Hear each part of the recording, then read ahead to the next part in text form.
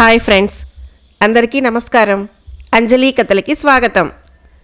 ఈరోజు జానపద పెద్ద కథ పేరు విజయ చంద్రిక.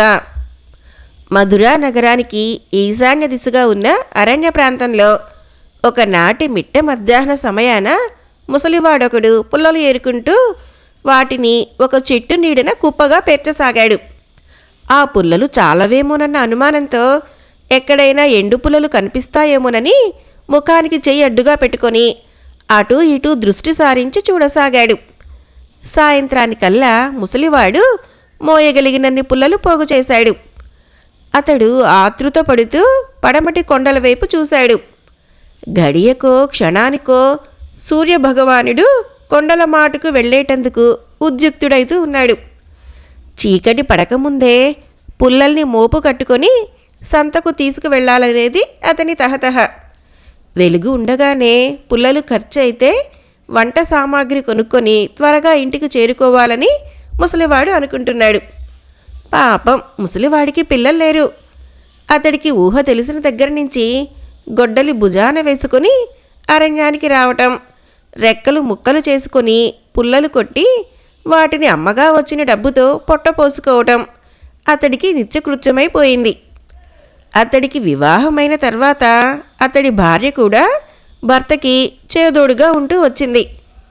అయితే ఈ మధ్య జరాభారం ఆమెను కృంగదీయటం వల్ల భర్తతో పాటు అరణ్యానికి వెళ్ళలేకపోతున్నది. ముసలివాడికి పిల్లలు లేరు, చిల్లిగవ్వ ఆస్తి లేదు, పైగా వృద్ధాప్యం పైబడటంతో ఓపిక అసలే లేదు. అయినా ఉదరపోషణ చేసుకోక తప్పదు కదా. అందుకే ముసలివాడికి అరణ్యం రాక తప్పడం లేదు. పాత జ్ఞాపకాలు మదిలో మెదలగా వాటిని నెమరు వేసుకుంటూ నిలుచుండిపోయిన ముసలివాడికి చీకటి పడబోతున్నదన్న విషయం జ్ఞాపకంకి రాగానే వాస్తవ లోకంలోకి అడుగుపెట్టి పుల్లలు కట్టే తాడు కోసం అటూ ఇటూ వెతకటం ప్రారంభించాడు. అయితే అతడికి తాడు ఎక్కడా కనిపించలేదు. ముసలివాడు కరిబొమ్మలు చిట్లించి ఈ ముద్రష్టపు తాడు ఏమైపోయింది చెప్పమా అనుకున్నాడు. అంతలోనే జ్ఞాపకం చేసుకునేందుకు ప్రయత్నిస్తూ ఇంతకీ నేను తాడు తెచ్చానా అనుకొని ఆలోచిస్తూ ఉండిపోయాడు. అతను ఉదయాన్నే అరణ్యానికి బయలుదేరే ముందు ఏమేవ్ పుల్లలు కట్టే తాడు ఇలా పడేవే అన్నాడు ముసలిదానితో. ముసలిది జీర్ణావస్థలో ఉన్న తాడును ఒకదాన్ని తెచ్చి భర్త ముందు పడేసింది. నాలాగే ఇది కూడా ముసలిదైపోయింది, దీంతో పుల్లల్ని కడితే ఆగుతుందంటావా అన్నాడు ముసలివాడు. ముసలిది చిరాకు పడుతూ తెల్లవారితే అమ్మకు ఇల్లు కడదాంలే అన్నట్టుగా ఉంటుంది నీ వ్యవహారం. రోజు నువ్వు అలా అనటం, మంచి తాడొకటి సంతలో కొనుక్కోరాదా అని నేననటం మనకి పరిపాటైపోయింది. సంసార భారం ఎలా మోయాలో తెలుసుకున్నవాడివి, పుల్లల భారం ఎలా మోసుకురావాలో తెలుసుకోకపోతే ఎలా అంది. ముసలిదానితో తగువ పెంచుకోవటం ఇష్టం లేక ముసలివాడు తాడు తీసుకొని 2 చేతులతోటే అటూ ఇటూ లాగి దాని శక్తిని పరీక్షించాడు. ఏముంది, ఆ తాడు కాస్త 2గా తెగి తన నిస్సహాయతను వ్యక్తం చేసింది. ముసలివాడు దాన్ని గుమ్మంలోకి గిరవాటు వేసి ఇవాళకి చక్రధరుడి తాడు తీసుకువెళ్తాలే, వాడికి ఒంట్లో బాగుండటం లేదు, అరణ్యానికి రాడు అంటూ బయలుదేరాడు. ఇదిగో ఏమయ్యోయ్, ఈ మాట కాస్త వినిపో, చక్రధరుడు ఇస్తాడు లెమ్మని సంతలో తాడు కొనుక్కురావడం మర్చిపోవద్దు. నీది అసలే మతిమరుపు బుద్ధి. వెనక నుంచి ముసలిది అరుస్తూనే ఉంది. ముసలివాడు ముసిముసి నవ్వులు నవ్వుకుంటూనే అడవికి బయలుదేరాడు. సంతలో తాడు కొనుక్కోవడం మాట ఎలా ఉన్నా ముసలివాడు చక్రధరుడి ఇంటికి వెళ్ళి తాడు తెచ్చుకోవడం మాత్రం ఖచ్చితంగా మర్చిపోయాడు. ఆ సంగతి గుర్తుకు రాగానే ముగ్గుబుట్టలా పండిన తల వెంట్రుకల్ని పీక్కుంటూ ముసలివాడు నేల మీద కుప్పలా కూలిపోయాడు. ఓరి దేవుడోయ్, తాడు లేకుండా ఈ పుల్లలన్నీ సంతకి ఎలా వెళ్తాయి? సంతలో అమ్మకపోతే డబ్బులు ఎలా వస్తాయి? వంట సామాగ్రి ఇంటికి తీసుకువెళ్ళపోతే ముసలిది ఊరుకుంటుందా? నోట్లోకి ఇంత గంజి పొయ్యదు సరికదా, తలుపులు బిడాయించుకుంటుంది. అదే జరిగితే ఇక నాకు తెల్లవార్లు చలిలో శవజాగరణ తప్పదేమో అనుకొని భయపడిపోయాడు.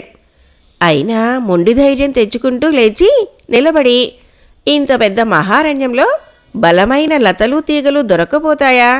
నాలాంటి ఏ మతిమరుపు వెదవైనా తాడు ఇక్కడే ఎక్కడో పారవేసుకుని ఉండకూడదా?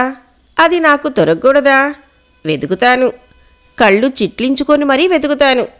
అదృష్టం బాగుండకపోతే తాడే పామై కరుస్తుందట. నా అదృష్టం బాగుండి ఏ చచ్చిన పామో తాడుగా మారిపోయి నాకు కనిపించకూడదా అనుకుంటూ ముసలివాడు ఆ మసక చీకట్లో తాడు కోసం చుట్టుపక్కల వెతకడం ప్రారంభించాడు. అలా వెతుకుతూ ఉండగా ఒకచోట ముసలివాడికి ఏదో పొడవాటి తాడు ఉన్నట్లు కనిపించి ఎంతో సంబరపడిపోయాడు. అమ్మయ్య, తాడు దొరికింది అనుకొని ముసలివాడు తృప్తిగా నిట్టూర్చి గబగబా దాని సమీపాన వెళ్ళి నడుం వంచి చూశాడు. చూస్తూనే నీరు కారిపోయాడు. ఏముంది, అదొక చచ్చిన పాము. అయినా ముసలివాడు నిరాశ చెందక ఓ పుల్ల ముక్క తీసుకొని పాముని అటు ఇటు కదిలించి చూశాడు. దానిలో ఎటువంటి చలనమూ కనిపించకపోయేసరికి ముసలివాడు సంతృప్తి చెంది ఇలా అనుకున్నాడు. పని జరిగేందుకు పామైతేనేమి, తాడైతేనేమి, సంతలోకి వెళ్ళిన తర్వాత దీన్ని అవతల పారేస్తాను. పుల్లలు అమ్ముడైన తర్వాత బుద్ధి దగ్గర పెట్టుకొని ఓ మంచి తాడు కొని పారేస్తాను అనుకున్నాడు. అనుకున్నదే తడవు ముసలివాడు పామును తీసి చేత్తో పుచ్చుకున్నాడు. అతడు పాముని పుచ్చుకున్న వెంటనే ఒక మహా అద్భుతం జరిగింది. పాము అతడి చేతిలోకి రాగానే అది కాస్త త్రుటిలో మటుమాయమైపోయింది. అంతేకాదు, అతని చేతిలో కెంపు వర్ణం గల మణి ఒకటి దగదగా మెరుస్తూ ప్రత్యక్షమైంది. చచ్చిన పాము మటుకు మాయం కావటం, అదే క్షణంలో ఎర్రటి మణి ప్రత్యక్షం కావటం, ఒక దాని తర్వాత మరొక వింత జరగటం చూస్తూనే ముసలివాడు సంభ్రమాశ్చర్యాలతో కొయ్యబారిపోయాడు. దగదగా మెరుస్తూ తన చేతిలో ఉన్న మణిని ఏం చేయాలో ముసలివాడికి తోచలేదు. దీనివల్ల ఎటువంటి అనర్థం మూడుతుందో ఏమో. ఇవాళ్టికి పుల్లలు లేకపోతే మానే, ముసలిదానికి ఏదో సాకు చెప్పి ఒడ్డున పడతాను. దీన్ని ఇక్కడ పారేసి ఇంటికి పోవటమే మంచిది అనుకున్నాడు. అయినా ముసలివాడికి దగదగా మెరుస్తున్న మణిని అవతల పారేయటానికి మనసు ఒప్పలేదు. ఆ గడుగ్గాయి ముసలిది నేను చెప్పే కట్టుకథ నమ్ముతుందా ఏమిటి? అందుచేత మణిని తీసుకువెళ్ళి దానికి చూపిస్తాను అనుకుని ముసలివాడు ఆ మణిని గుడ్డలో దాచిపెట్టి ఇంటికి తీసుకువచ్చి ముసలిదానికి చూపించాడు. ఆ చీకట్లో దగదగా మెరుస్తున్న మణిని చూస్తూనే ముసలిది నోరు తెరుచుకొని అలాగే ఉండిపోయింది. ఏమిటయ్యా ఇది, చుక్కలాగా ఎంచక్కా మెరుస్తున్నదేమిటి అంది బుగ్గలు నొక్కుకుంటూ. ముసలివాడు భయపడుతూనే సంగతంతా చెప్పాడు. ఓహో అలాగా, అయితే ఇది నాగమణి అన్నమాట అంది ముసలిది. ఏదో ఒక మణి లేదు, దీన్ని ఇప్పుడు ఏం చేయమంటావో చెప్పు, అది చెప్పు ముందు అన్నాడు ముసలివాడు. ముసలిది భర్త ముఖం వంక హేళనగా చూస్తూ, అయ్యో నా రాత తగలడా, ఇంత వయసు వచ్చింది కదా నీకు, ఆ మాత్రం తెలియకపోతే ఎలా అంది. తెలియకనే కదే అడిగేది, ఏం చేయమంటావో చెప్పు. పోనీ ఈ మణిని తిన్నగా తీసుకువెళ్ళి విపణి వీధిలో ఉంటున్న రత్నాల శ్రేష్ఠికి అమ్ముకురమ్మంటావా అన్నాడు.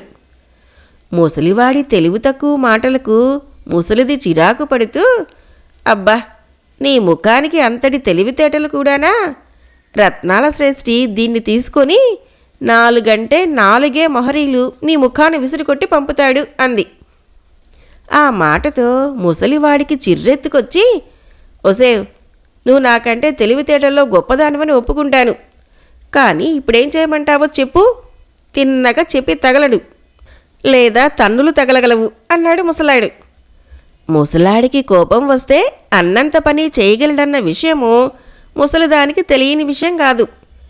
ముసలిది ముఖ కవళికలు మార్చేసుకుని నవ్వుతూ, ఇదిగో ఈ మణి మహారాజుల దగ్గర ఉండదగ్గది, దీని విలువ ఎంతో ఆ మహారాజు కూడా చెప్పలేడు. అందుచేత నువ్వు దీన్ని తీసుకొని ప్రొద్దుటే కోటకు వెళ్ళు, దారిలో దీన్ని ఎవరికీ చూపించకు. ఇది ఎలా దొరికిందని మహారాజు అడిగితే ఉన్నది ఉన్నట్లు చెప్పు. మన అదృష్టం బాగుంటే ఈ దెబ్బతో మన దరిద్రం తీరిపోతుంది అని చెప్పింది. ఆ మర్నాడు ముసలివాడు మణిని జేబులో దాచుకొని తిన్నగా కోటకు చేరుకున్నాడు. మణిని చూస్తూనే మహారాజు అవాక్కైపోయాడు. ముసలివాడు జరిగింది జరిగినట్లు చెప్పేశాడు. ఇది అమూల్యమైన దివ్య నాగమణి, మానవులకు దుర్లభం. ఈ నాగమణికి విలువ కట్టగలవారు ఈ భూలోకంలోనే లేరు. దీనికి వెలగట్టి ఇవ్వగల ధనం నా దగ్గర లేదు. అయినా నిన్ను సంతృప్తిపరిచి పంపుతాను అన్నాడు మహారాజు. ఆ తర్వాత అతను కోశాధికారిని పిలిచి, చూడు కోశాధికారి, ఈ వృద్ధుడు మోయగలిగినంత బంగారాన్ని ఇచ్చి పంపించు అంటూ ఆజ్ఞాపించాడు. కోశాధికారి ముసలివాడిని ఖజానా లోపలికి తీసుకువెళ్ళాడు. ముసలివాడు ఓ సంచిలో తాను మోయగలిగినంత బంగారాన్ని వేసుకొని భుజానికి ఎత్తుకున్నాడు. ఆ తర్వాత అతడు ఎంతో సంతోషిస్తూ ఇంటి దారి పట్టాడు. మధురా నగరాన్ని పరిపాలిస్తున్న మాణిక్యవర్మ ఎంతో మంచివాడు. పట్టపురాణి చంపావతి ఉత్తమ ఇల్లాలు. అయితే వాళ్లకు చాలా కాలం వరకు సంతానం కలగలేదు. మహారాణి ఎన్నో వ్రతాలు చేసింది. మహారాజు లెక్కకు మిక్కుటమైన దాన ధర్మాలు చేశాడు. అయినా వారికి సంతానం కలగలేదు. ఒకనాడు ఉదయాన్నే మహారాజు చల్లగాలికి అంతఃపుర సౌధో పరిభాగాన నుంచొని ప్రకృతి రమణీయతను తిలకిస్తున్నాడు.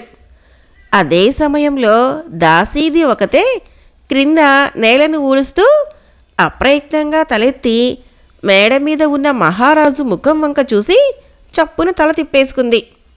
అంతేకాదు, ఓరి దేవుడోయ్, ఇవాళ పిల్లా పాప లేని ఈ అభాగ్యుడి ముఖం పొద్దుటే చూశాను. ఏమనర్థం జరుగుతుందో ఏమో. భగవంతుడా, నన్ను రక్షించు, ఏ ఆపద రాకుండా కాపాడు అంది నెమ్మదిగా.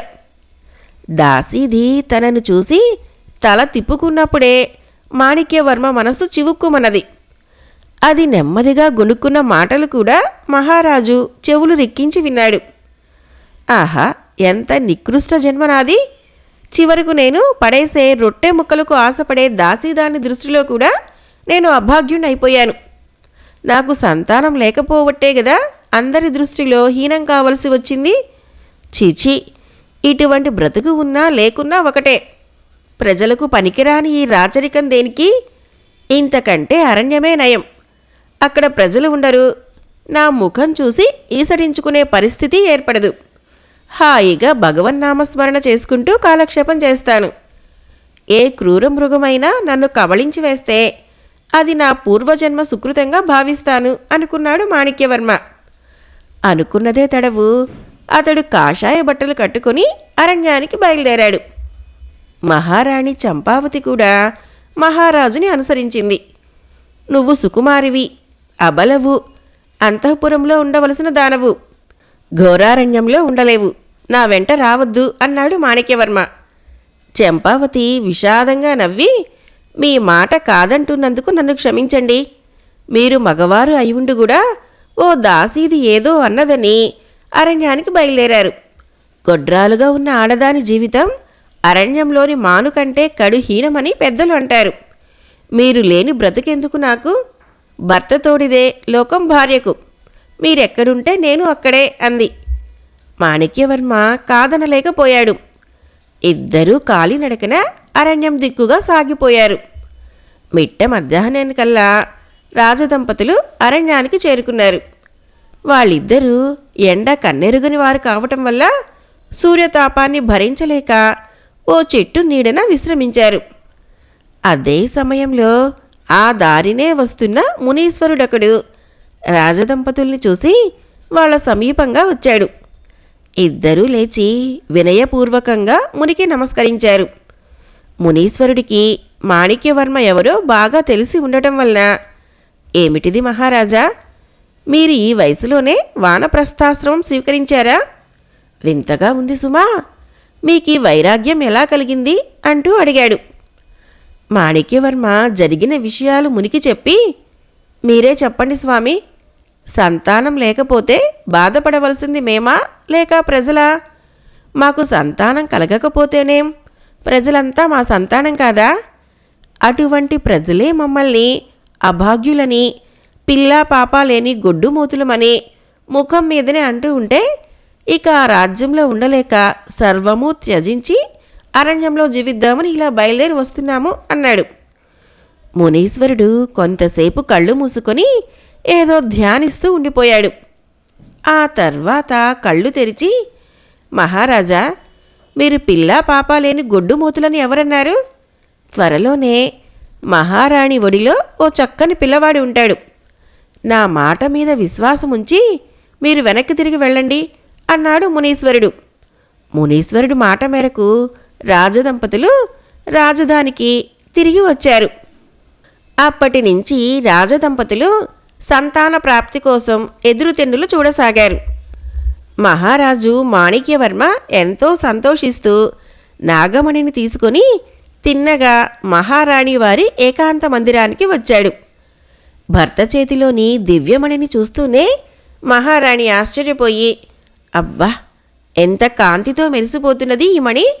ఎక్కడిది స్వామి అంది.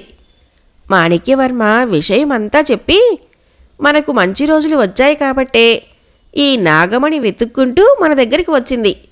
ఈ మణిని నీ దగ్గరే ఉంచుదేవి అంటూ అతడు మణిని మహారాణి చేతిలో ఉంచాడు.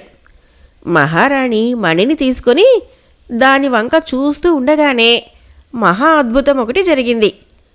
రాజదంపతులు చూస్తూ ఉండగానే ఆ మణి కాస్త అందమైన పిల్లవాడిగా మారిపోయింది. క్యార్ క్యార్మంటూ ఏడుస్తూ ఆ కుర్రవాణ్ణి చూస్తూనే రాజదంపతుల ఆనందానికి అంతు లేకుండా పోయింది. చంపావతి కుర్రవాణ్ణి అక్కున చేర్చుకొని ముద్దుల వర్షం కురిపిస్తూ ఉండిపోయింది. మాణిక్యవర్మ సంతోషంతో ఉక్కిరి బిక్కిరైతూ మాట్లాడలేకపోయాడు. చివరకు తెప్పరిల్లి, మహారాణి, మునీశ్వరుడి జోస్యం నిజమైంది చూసావా? వీడు మనకు భగవంతుడు ప్రసాదించిన బిడ్డ, కడుపును పుట్టిన బిడ్డ కన్నా అధికం అన్నాడు. ఈ వార్త క్షణాల మీద అంతఃపురం అంతా వ్యాపించి ఆ తర్వాత దేశమంతా ప్రాకిపోయింది. మాణిక్యవర్మ తన కొడుక్కి మణివల్లభుడు అనే నామకరణం చేశాడు. మణివల్లభుడు దినదిన ప్రవర్ధమానుడై 12 ఏళ్ల ఈడువాడైనాడు. మాణిక్యవర్మ అంతవరకు మణివల్లభుణ్ణి అంతఃపురం దాటి అవతలికి వెళ్ళనీయలేదు. గురువుల్ని పెట్టి ఆ కుర్రవాడికి ఒక్క అక్షరం ముక్క కూడా చెప్పించలేదు. మణివల్లభుడు కనుమరుగు కాకకుండా జాగ్రత్తగా కనిపెట్టి ఉండేటందుకు మాణిక్యవర్మ ఓ అంగరక్షకుడిని కూడా నియమించాడు. దానికి కారణం ఏమిటంటే మణివల్లభుడు నాగమణి స్థానే పిల్లవాడిగా లభించడం. ఆ పిల్లవాడు ఏ విధంగా తమ చేతుల్లో ప్రత్యక్షమయ్యాడో అదేవిధంగా ఏదో ఒక రోజున మాయమైపోతాడేమోనని మాణిక్యవర్మ భయం. అందుకే యువరాజుని అంతఃపురం నుంచి బయటకు వెళ్ళనీయకుండా దాదాపు చెరసాలలో ఉంచినట్లు పెంచసాగాడు. 12 ఏళ్ల వయసు వచ్చేసరికి మణివల్లభుడు పరిసరాల్ని పరిస్థితుల్ని అర్థం చేసుకోసాగాడు. అతడికి అంతఃపుర జీవితం దుర్భరమనిపించసాగింది. చదువు అనేది మనిషికి 3వ నేత్రం. తన చుట్టూ ఉన్న మనుషులు గ్రంథాలు చేతబుచ్చుకొని అంతో ఇంతో చదువుకుంటున్నారు. తనకెందుకు చదువు చెప్పించడం లేదు అనుకునేవాడు మణివల్లభుడు. ఆ విషయాన్ని ఒకనాడు తండ్రినే అడిగాడు. నాన్నగారు, నాకు చదువుకోవాలని ఉంది, మీరేమో నాకు చదువు చెప్పించడం లేదు, ఇప్పటికైనా నన్ను గురుకులానికి పంపించండి అన్నాడు. అది వింటూనే మాణిక్యవర్మ గతుక్కుమన్నాడు. ఈ వయసులో నువ్వు అంత దూరం వెళ్ళలేవు నాయనా. నీకు చదువుకోవాలని ఉంటే గురువుల్ని మన అంతఃపురానికి పిలిపిస్తాను అన్నాడు. అంతఃపురంలో విద్యాభ్యాసం ఎందుకో మణివల్లభుడికి ఇష్టం లేకపోయింది. ఎగిరే పక్షుల మాదిరిగా బయట వాతావరణంలో స్వేచ్ఛగా విహరించాలని, ఎక్కడెక్కడో తిరిగి అన్ని ప్రదేశాలు చూడాలని అతని మనసు ఉరకలు వేస్తుండేది. అతడి సమీపంగా అనుక్షణం కంటికి రెప్పలా అంగరక్షకుడు ఉండేవాడు. మణివల్లభుడు అంతఃపుర సౌధో పరిభాగం నుంచి నగరం యావత్తు దృష్టి సారించి చూసేవాడు. వీధుల్లో తన ఈడు పిల్లలు కేరింతలు కొడుతూ ఆడుకోవటం మణివల్లభుడి కంటపడేది. వాళ్ళెంత అదృష్టవంతులు! పేదవాళ్లైనా వాళ్లకు స్వేచ్ఛ ఉంది. మహారాజు కొడుకునైనా నాకు స్వేచ్ఛ లేదు. అసలు నేను వీళ్ళ కొడుకుని కానేమోనన్న ఊహ కలుగుతున్నది. వీళ్ళు నన్నెంత ఆప్యాయంగా చూసినా వీళ్ళ మీద నాకు ఎటువంటి ప్రేమానురాగాలు ఉండటం లేదు. ఇటువంటి చోట ఒడ్డున పడ్డ చేపల గిలగిలా కొట్టుకునే కన్నా స్వేచ్ఛా విహంగంలా ఈ విశాల ప్రపంచంలోకి ఎగిరిపోతే మంచిది అనుకున్నాడు మణివల్లభుడు. ఓ నిర్ణయానికి వచ్చిన తర్వాత మణివల్లభుడు ఆ రాత్రి పారిపోయేటందుకు నిశ్చయించుకున్నాడు. అర్ధరాత్రి సమయంలో మణివల్లభుడు ఎవరి కంటా పడకుండా అశ్వశాలకు వచ్చాడు. అక్కడ విడిగా బంధించబడి ఉన్న పంచకళ్యాణి గుర్రాన్ని అధిరోహించి ఉత్తరాభిముఖంగా బయలుదేరాడు. తూర్పు తెల్లవారే సమయానికి అతడు ఓ నిర్జన ప్రదేశానికి చేరుకున్నాడు. ఎవరైనా మనుషులు కనిపిస్తారేమో అని అతడు గుర్రాన్ని నెమ్మదిగా నడిపించుకుంటూ మరికొంత దూరం వచ్చాడు. అక్కడొక వ్యక్తి పుల్లలు ఏరుకుంటూ మణివల్లభుడికి కనిపించాడు. మణివల్లభుడు ఎంతో సంతోషిస్తూ ఆ వ్యక్తి సమీపంగా వచ్చి, ఎవరు మీరు? ఇక్కడికి సమీపంగా ఏదైనా ఊరు కానీ పల్లె కానీ ఉందా అంటూ ప్రశ్నించాడు. ఆ వ్యక్తి తలెత్తి గుర్రం మీద ఉన్న మణివల్లభుణ్ణి చూస్తూనే ఆశ్చర్యపోయి, నువ్వు చూస్తే కుర్రవాడిలాగా ఉన్నావు. నీ గుర్రాన్ని చూస్తుంటే బహుదూరం నుంచి ప్రయాణం చేసి వస్తున్నట్లు నురగలు కక్కుతున్నది. నిన్ను చూస్తుంటే మహారాజు కుమారుడిలాగా ఉన్నావు. ఇంతకీ నువ్వు ఏ దేశం యువరాజువి నాయనా? ఇంత చిన్న వయసులోనే ఇలా రావటానికి కారణమేమిటి అన్నాడు. అదంతా ఓ పెద్ద కథలే, మనం మళ్ళీ ఎప్పుడైనా కలుసుకున్నప్పుడు చెబుతాను, కానీ ముందు నేను అడిగిన దానికి సమాధానం చెప్పు అన్నాడు మణివల్లభుడు. ఆ వ్యక్తి బుర్ర గోక్కుంటూ, ఇక్కడికి సమీపంగా మా గురుకులం తప్ప నగరం కానీ గ్రామం కానీ ఏమీ లేవు అన్నాడు. అది వింటూనే మణివల్లభుడి సంతోషానికి మేర లేకుండా పోయింది. అతడు చప్పున గుర్రం మీద నుంచి దిగి, ఏమిటి, మీరు విద్యార్థులా? ఇక్కడికి సమీపంగా గురుకులం ఉందా? అయితే నన్ను మీ గురువుగారి దగ్గరకు తీసుకువెళ్ళండి, నేను విద్యార్థినై వచ్చాను అంటూ ప్రాధేయపడ్డాడు. ఆ వ్యక్తి మణివల్లభుణ్ణి తీసుకుని ఆశ్రమానికి వచ్చాడు. గురుకులాన్ని నిర్వహిస్తున్న ఆచార్యుని పేరు విద్యానాథుడు. అతను సకల శాస్త్ర పారంగతుడు. అతని వద్దకు మామూలు విద్యార్థులే కాకుండా సామంతరాజుల పిల్లలు కూడా విద్యాభ్యాసం నిమిత్తం వస్తూ ఉండేవారు. మణివల్లభుడు ఆశ్రమానికి వచ్చేసరికి విద్యానాథుడు ఆరు బయట ఉన్న విశాలమైన వృక్షఛాయన విద్యార్థులను కూర్చుండబెట్టుకొని పాఠాలు వారి చేత వల్లవేయిస్తున్నాడు. మణివల్లభుడు శిరస్సు వంచి వినయపూర్వకంగా గురుదేవునికి నమస్కరించాడు. ఎవరినైనా నువ్వు? చూపులకు రాకుమారులాగా కనిపిస్తున్నావు. వెనక పరిజనం కానీ మీ నాన్నగారు కానీ లేకుండా గురుకులానికి వచ్చిన కారణం ఏమిటి అని అడిగాడు విద్యానాథుడు. మణివల్లభుడు కొంతసేపు మౌనం వహించి ఆ తర్వాత గురుదేవుని ముఖం వంక చూస్తూ, ఆచార్య, నేను రాజకుమారుణ్ణి, అయినా నాకు ఇంతవరకు విద్యాభ్యాసం ప్రారంభం కాలేదు. నేనెవరినో, ఏ దేశపు రాకుమారుణ్ణో ప్రస్తుతం ఆ వివరాలు అడగవద్దు. నన్ను మీ ఆశ్రమంలో ఉండనీయండి. నాకు విద్యాబుద్ధులు నేర్పించండి, అస్త్రశస్త్రాలు నేర్పించండి. అందుకు ప్రతిఫలంగా ప్రస్తుతం నేనేమీ ఇవ్వలేను. భవిష్యత్తులో మీకు తప్పకుండా సహాయం చేయగలనని హామీ ఇవ్వగలను. ఆ పైన మీ దయ అన్నాడు. విద్యానాథుడు ఆ బాలుని తేజస్సుకు వినయ విధేయతలకు అబ్బురపడి, భవిష్యత్తులో నువ్వు సహాయం చేసినా చేయకపోయినా నేను మాత్రం నీకు శస్త్రాస్త్ర విద్యలు శాస్త్రాలు క్షుణ్ణంగా నేర్పిస్తాను. అలా వచ్చి కూర్చో నాయనా అన్నాడు.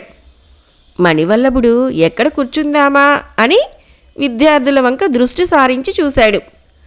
ఆ విద్యార్థులకు ఒక ప్రక్కగా గురువుగారి సమీపాన కూర్చొని తన వంకే నగుమోముతో చూస్తున్న ఓ అమ్మాయి మీద మణివల్లభుడి చూపు నిలిచిపోయింది. ఆ పిల్ల తనని రమ్మని పిలుస్తున్నట్టు మణివల్లభుడికి అనిపించి తిన్నగా వెళ్ళి ఆమె సరసన కూర్చున్నాడు. ఏ దేశానికి రాకుమారుడివి నువ్వు? నీ పేరేమిటి? నా పేరు విజయచంద్రిక. ఈ దేశాన్ని పరిపాలించే సూరసేనుడు నా తండ్రి అంటూ 8 ఏళ్ల ఆ బాలిక తన గురించి చెప్పింది. నా విషయము ప్రస్తుతం ఎవరికీ చెప్పుకోలేను. నువ్వు ఎప్పుడూ నా విషయాలు అడగాలని ప్రయత్నించకు. నేను నిజంగానే ఓ దేశానికి రాజకుమారుణ్ణి. నా మాట నమ్ము. నా పేరు మణివల్లభుడు. నువ్వు నాకెంతో నచ్చావు. మనమిద్దరము స్నేహంగా ఉందాం, ఏమంటావు అన్నాడు మణివల్లభుడు. ఆనాటి నుంచి వాళ్ళిద్దరి మధ్య స్నేహం గాఢంగా అల్లుకుపోయింది. విజయచంద్రిక తండ్రి అయిన సూరసేనుడు చాలాసార్లు ఆశ్రమానికి వచ్చి కూతురి యోగక్షేమాలు తెలుసుకొని వెళుతూ ఉండేవాడు. విజయచంద్రిక తండ్రికి మణివల్లభుడి విషయం చెప్పింది. అతడు మణివల్లభుణ్ణి ఎంతో ఆదరించి చదువు ముగిసిన తర్వాత అంతఃపురానికి రావాల్సిందిగా ఆహ్వానించి మరీ వెళ్ళాడు. ఈ విధంగా మణివల్లభుడి విద్యాభ్యాసం గురుకులంలో నిర్విఘ్నంగా జరిగిపోయింది. ఇప్పుడు మణివల్లభుడికి 25 ఏళ్ళు. విజయచంద్రిక 18వ సంవత్సరంలోకి అడుగుపెట్టింది. విజయచంద్రిక విద్యాభ్యాసం పూర్తి అవుతూనే సూరసేనుడు వచ్చి గురుదేవునికి గురుదక్షిణ సమర్పించి యువరాణిని తీసుకొని అంతఃపురం బయలుదేరాడు. ఏమయ్యా మణివల్లభ, నీ విద్యాభ్యాసం కూడా పూర్తి అయింది కదా, ఇప్పటికైనా మీ దేశం వెళతావా, లేక మాతో పాటే మా అంతఃపురానికి వస్తావా అంటూ సూరసేనుడు మణివల్లభుడిని ప్రశ్నించాడు. మణివల్లభుడు కొంతసేపు దీర్ఘంగా ఆలోచిస్తూ ఉండిపోయాడు. నేను అంతఃపురం వదిలి దాదాపు 10 ఏళ్లు కావస్తున్నది. ఇంతవరకు నన్ను వెతుక్కుంటూ ఏ ఒక్కరూ రాలేదు. నేను చచ్చానో బ్రతికి ఉన్నానో అక్కర్లేని వాళ్ళ దగ్గరికి వెళ్లే కన్నా తనని ఆదరించే సూరసేన మహారాజు వెంట వెళ్ళటమే ఉత్తమం అనుకున్న మణివల్లభుడు తన అంగీకారాన్ని తెలియచేశాడు. ఆనాటి నుంచి అతడు సూరసేనుడి అంతఃపురంలో ఉండసాగాడు. విజయచంద్రిక అతన్ని మనసారా ప్రేమించసాగింది. చూడు మణివల్లభ, నీ తండ్రి ఎవరో, నీది ఏ దేశమో చెబితే ఎలాగైనా మా నాన్నగారిని ఒప్పించి నిన్ను వివాహం చేసుకుంటాను అంది విజయచంద్రిక ఒకనాడు. మణివల్లభుడు నవ్వి, మనసులు కలిసిన మన వివాహానికి అవన్నీ ముఖ్యమంటావా యువరాణి అన్నాడు. నాకు కావలసింది నువ్వే కానీ నీ రాజ్య సంపదలు, నీ పుట్టు పూర్వోత్తరాలు కావు. అయినా నా తండ్రికి అవన్నీ కావాలి కదా. తన అల్లుడు ఎవరో నలుగురికి చెప్పుకునేటందుకైనా ఆయనకు నీ వివరాలు తెలియాలి కదా అంది విజయచంద్రిక. అయినా మణివల్లభుడు తన విషయాలు ఎవరికీ చెప్పలేదు. అతను ఒకనాడు పూదోటలో విహరిస్తున్న విజయచంద్రికను కలుసుకొని, యువరాణి, నేను ఈ రోజునే నా అదృష్టాన్ని వెతుక్కుంటూ ముందుకు సాగిపోవాలి అనుకుంటున్నాను. కన్న తల్లిదండ్రులకు నేనేమైపోయానో అన్న విచారం లేదు. నేను రాజ్యం వదిలి 10 ఏళ్లు కావస్తోంది. అక్కడ పరిస్థితులు ఎలా ఉన్నాయో తెలియదు. నేను ఏదైనా ఓ రాజ్యానికి యువరాజునైతే గాని మీ నాన్న నన్ను నీకిచ్చి వివాహం చేయడు. ముందుగా నేను మా రాజ్యం వెళతాను. అక్కడ పరిస్థితులు బాగుంటే తిరిగి నీకు కనిపిస్తాను. లేకపోతే విధి నన్ను ఎక్కడికి లాక్కెళితే అక్కడికి వెళతాను. బహుశా అదే జరిగితే ఈ జీవితంలో మళ్ళీ నిన్ను చూడలేను. ఇంతవరకు నువ్వు నా ఎడల చూపించిన ప్రేమానురాగాలకి కృతజ్ఞుణ్ణి. సెలవు అంటూ ముందుకు వెళ్ళబోయాడు. అది వింటూనే విజయచంద్రిక కళ్ళనీళ్ల పర్యంతమై, ఇది అన్యాయం మణివల్లభ, నేను మనసారా ప్రేమించాను. నువ్వు ఎవరివైనా నాకు అనవసరం. నిన్నే నా భర్తగా అంగీకరించాను. మానవతి అయిన ఆడది తన మనస్సు అర్పించిన వాడినే భర్తగా స్వీకరిస్తుంది. భార్యకు భర్త తోడిదే లోకం. నువ్వు ఎక్కడ ఉంటే నేను అక్కడ ఉండటమే ధర్మం. నీతో పాటే నేను వస్తాను. పద, కష్టసుఖాల్ని ఇద్దరం కలిసి పంచుకుందాం అంది. మణివల్లభుడు అందుకు సంతోషంగా అంగీకరించాడు. ఆ రాత్రి ఇద్దరూ 2 ఉత్తమాశ్వాలను అధిరోహించి అవసరాలకు తగిన ధనం తీసుకుని దక్షిణాభిముఖంగా బయలుదేరారు. రాజ్య పొలిమేరలు దాటిన తర్వాత విజయచంద్రిక మణివల్లభుడితో ఇలా అంది. పరిస్థితులు ఎప్పుడు ఏ విధంగా పరిణమిస్తాయో తెలియదు. నన్ను గాంధర్వ విధిన వివాహం చేసుకొని నీ అర్ధాంగిగా స్వీకరించు. మణివల్లభుడు ఆ రాత్రి విజయచంద్రికను అష్టదిక్పాలకుల సాక్షిగా, భూమి ఆకాశాల సాక్షిగా వివాహం చేసుకుని ఆమెను తన అర్ధాంగిగా స్వీకరించాడు. ఇప్పుడు మనం ఎక్కడికి వెళదాం అని విజయచంద్రిక ప్రశ్నించింది. ముందుగా మా దేశానికి వెళదాం. అక్కడ పరిస్థితులు ఎలా ఉన్నాయో చూసుకొని అప్పుడు ఏం చేయాలో నిర్ణయించుకుందాం. ఎందుకైనా మంచిది, నువ్వు మగవాడి వేషం ధరించు. నా బట్టలు నీకు సరిపోతాయనుకుంటాను. ఇంచుమించు మనం అన్నదమ్ముల మాదిరిగా ఉంటాం. ఎవరికీ మన మీద అనుమానం కలగదు అన్నాడు మణివల్లభుడు. చిత్తం, ప్రభువుల ఆజ్ఞ అంది విజయచంద్రిక నవ్వుతూ. విజయచంద్రిక పురుష వేషం ధరించింది. మణివల్లభుడు భార్య మగవేషం చూస్తూనే ఆశ్చర్యపోయాడు. ఆమె ఇంచుమించు మణివల్లభుడిలాగానే ఉంది. వాళ్ళు ఆ రాత్రి 3వ జాము వరకు ప్రయాణం చేసి ఆ దేశపు సరిహద్దులు దాటగలిగారు. అంతవరకు కష్టమంటే ఏమిటో తెలియని విజయచంద్రిక ఏకధాటిగా ప్రయాణం చేయటం వల్ల కొంతసేపటికే బాగా అలసిపోయింది. ఆమె మణివల్లభుడితో, స్వామి, ఇక నేను ప్రయాణం చేయలేను. కంటి నిండా నిద్ర కూరుకు వస్తున్నది. తెల్లవారే వరకు ఎక్కడైనా విశ్రమిస్తే ఆ తర్వాత శ్రమ లేకుండా ప్రయాణం సాగించవచ్చును అంది. ఆ ప్రదేశం ఎక్కడిదో, ఆ చుట్టుపక్కల గ్రామం గాని జనసంచారం గాని ఉందో లేదో మణివల్లభుడికి తెలియదు. అయినా అతడు దృష్టి సారించి సమీపంగా ఏదైనా గ్రామం కనిపిస్తుందేమోనని చూశాడు. అతడికి దూరంగా ఒకచోట మినుకు మినుకుమంటూ దీపం వెలుగుతున్న కాంతి దృష్టి గోచరమైంది. మణివల్లభుడు సంతోషిస్తూ, అదుగో దేవి, అక్కడేదో ఇల్లు ఉన్నట్లు తోస్తున్నది. తెల్లవారే వరకు అక్కడ విశ్రాంతి తీసుకుందాం పదా అంటూ గుర్రాన్ని అటుగా మళ్లించాడు. కొంతసేపటికి వాళ్ళు ఆ ప్రదేశానికి చేరుకున్నారు.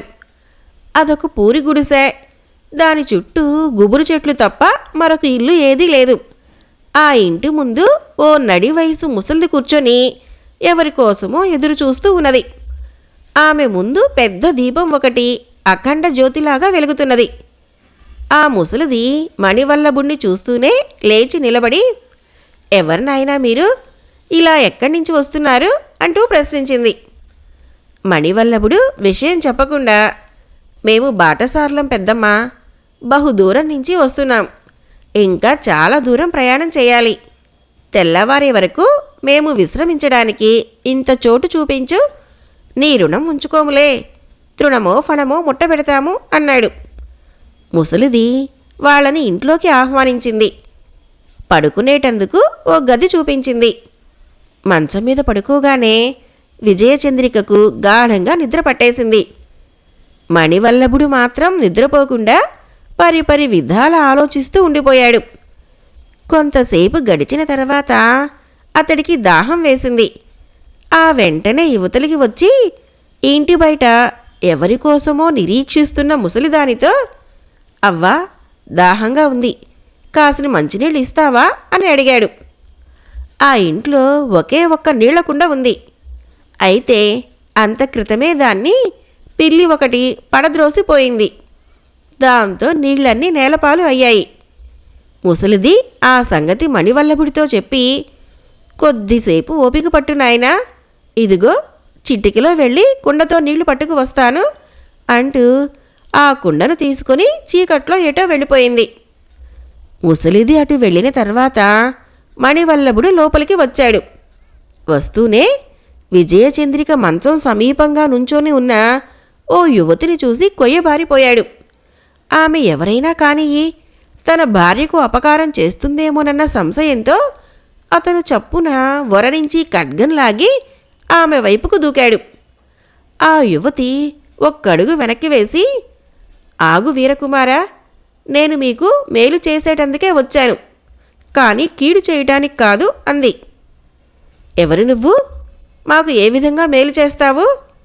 అయినా నువ్వు మేలు చేయటానికి ఇప్పుడు మాకొచ్చిన కీడు ఏమిటి అని మణివల్లభుడు ప్రశ్నించాడు. నేను ఎవరో వివరంగా చెప్పేటందుకు వ్యవధి లేదు. నీళ్లకు వెళ్ళిన ముసలిది గడియకో క్షణానికో రావచ్చు. యథార్థ విషయాన్ని మీకు 3 ముక్కల్లో చెప్పేస్తాను. ఈ ముసలిదాని మొగుడు గజదొంగ. వాడికి 11 మంది కొడుకులున్నారు. వాళ్ళు కూడా గజదొంగలే. వాళ్ళంతా దొంగతనం చేసేందుకు నగరం దిక్కుకు వెళ్లారు. వాళ్ళు వచ్చే సమయం ఆసన్నమైంది. వాళ్ళు వచ్చారో మిమ్మల్ని గుర్తు తెలియకుండా ముక్కలు ముక్కలుగా వధించి మీ దగ్గరున్న ధనాన్ని చేజిక్కించుకుంటారు. అందుచేత మీరు చప్పున గుర్రాల్ని అధిరోహించి తూర్పు దిశగా వెళ్ళిపోండి అంటూ ఆ యువతి హెచ్చరించింది. ఇంతకీ నీవెవరో చెప్పలేదు అన్నాడు మణివల్లభుడు ఆశ్చర్యపోతూ. నేనొక అభాగ్యురాల్ని. ఈ ముసలిది మాయ మాటలు చెప్పి మా ఇంటి నుంచి తీసుకువచ్చి తన పెద్ద కొడుక్కి బలవంతాన కట్టబెట్టింది. ఆనాటి నుంచి నేనిక్కడ నరకం అనుభవిస్తున్నాను. పాపం, మీరు నవనవలాడే యవ్వనంలో ఉన్నారు. ఈ కిరాతకుల చేతుల్లో మీరు బలి కావటం నేను చూడలేను. త్వరగా ఇక్కడి నుంచి కదిలిపోండి అంటూ ఆమె చెప్పింది. అంతలో ముసలిది ఉస్సూరుమంటూ వస్తున్న అలికిడి అవుతూనే ఆ యువతి గదిలో నుంచి అవతలికి వెళ్ళిపోయింది. మణివల్లభుడు భార్యను లేపి, చూడుదేవి, మనం ప్రమాదంలో చిక్కుకున్నాము. ఈ ప్రదేశం యావత్తూ దొంగలమయం. ఎంత త్వరగా ఇక్కడి నుంచి బయటపడితే అంత శ్రేయస్కరం అన్నాడు. ముసలిది మంచినీళ్లతో లోనికి రావటం, మణివల్లభుడు భార్యను తీసుకుని బయటకు వెళ్లేటందుకు ఉపక్రమించడం ఒకేసారి జరిగిపోయాయి. ముసలిది ఆశ్చర్యపోతూ, అదేం నాయనా, అప్పుడే వెళ్ళిపోతున్నారు? తెల్లవారే వరకు ఉండరు? తెల్లవారిన తర్వాత కాలకృత్యాలు తీర్చుకొని ఇంత ఎంగిలిపడి వెళ్దురుగాని. ఈలోగా గ్రామాంతరం వెళ్ళిన నా భర్త కూడా వచ్చేస్తాడు అంది. మణివల్లభుడు ముసలిదాని చేతిలో 2 వరహాలు ఉంచి, లేదవ్వా, మేం త్వరగా బయలుదేరి వెళ్ళాలి. మరొకసారి ఇటుగా వచ్చినప్పుడు 2 రోజులు మీ ఇంట ఉండి వెళతాంలే అంటూ బయటకొచ్చాడు. ముసలిది ఎంత ప్రయత్నించినా వాళ్ళని ఆపలేకపోయింది. వాళ్ళిద్దరూ గుర్రాలని అధిరోహించి తూర్పు దిశగా బయలుదేరారు. ఇదిగో, వెళ్తే వెళ్ళారు, అటు వెళ్ళకండి. అటువైపు భయంకర అరణ్యం ఉంది. ఇటు దక్షిణ దిశగా వెళ్ళండి అంటూ ముసలిది కేక వేసింది. అయినా మణివల్లభుడు ముసలిదాని మాట వినిపించుకోకుండా ముందుకు సాగిపోయాడు. వాళ్ళు అటు వెళ్ళగానే ముసలిదాని మొగుడు, కొడుకులు గుర్రాల మీద ఇంటికి వచ్చారు. ముసలిది కాలుగాలిన పిల్లిలా అటు ఇటు చిందులు దక్కుతూ, అయ్యయ్యో, మీరు ఒక్క క్షణం ముందొస్తే ఎంత బాగుండేది. ఇప్పుడే 2 బంగారు పిచ్చుకలు వలలో చిక్కుకున్నట్టే చిక్కి తుర్రుమని ఎగిరిపోయాయి అంటూ వాపోయింది. బంగారు పిచ్చుకలంటే ఏమిటో తెలిసిన ముసలివాడు ఆతృతపడుతూ, వాళ్ళు ఏ దిక్కుగా వెళ్లారో చెప్పు అన్నాడు.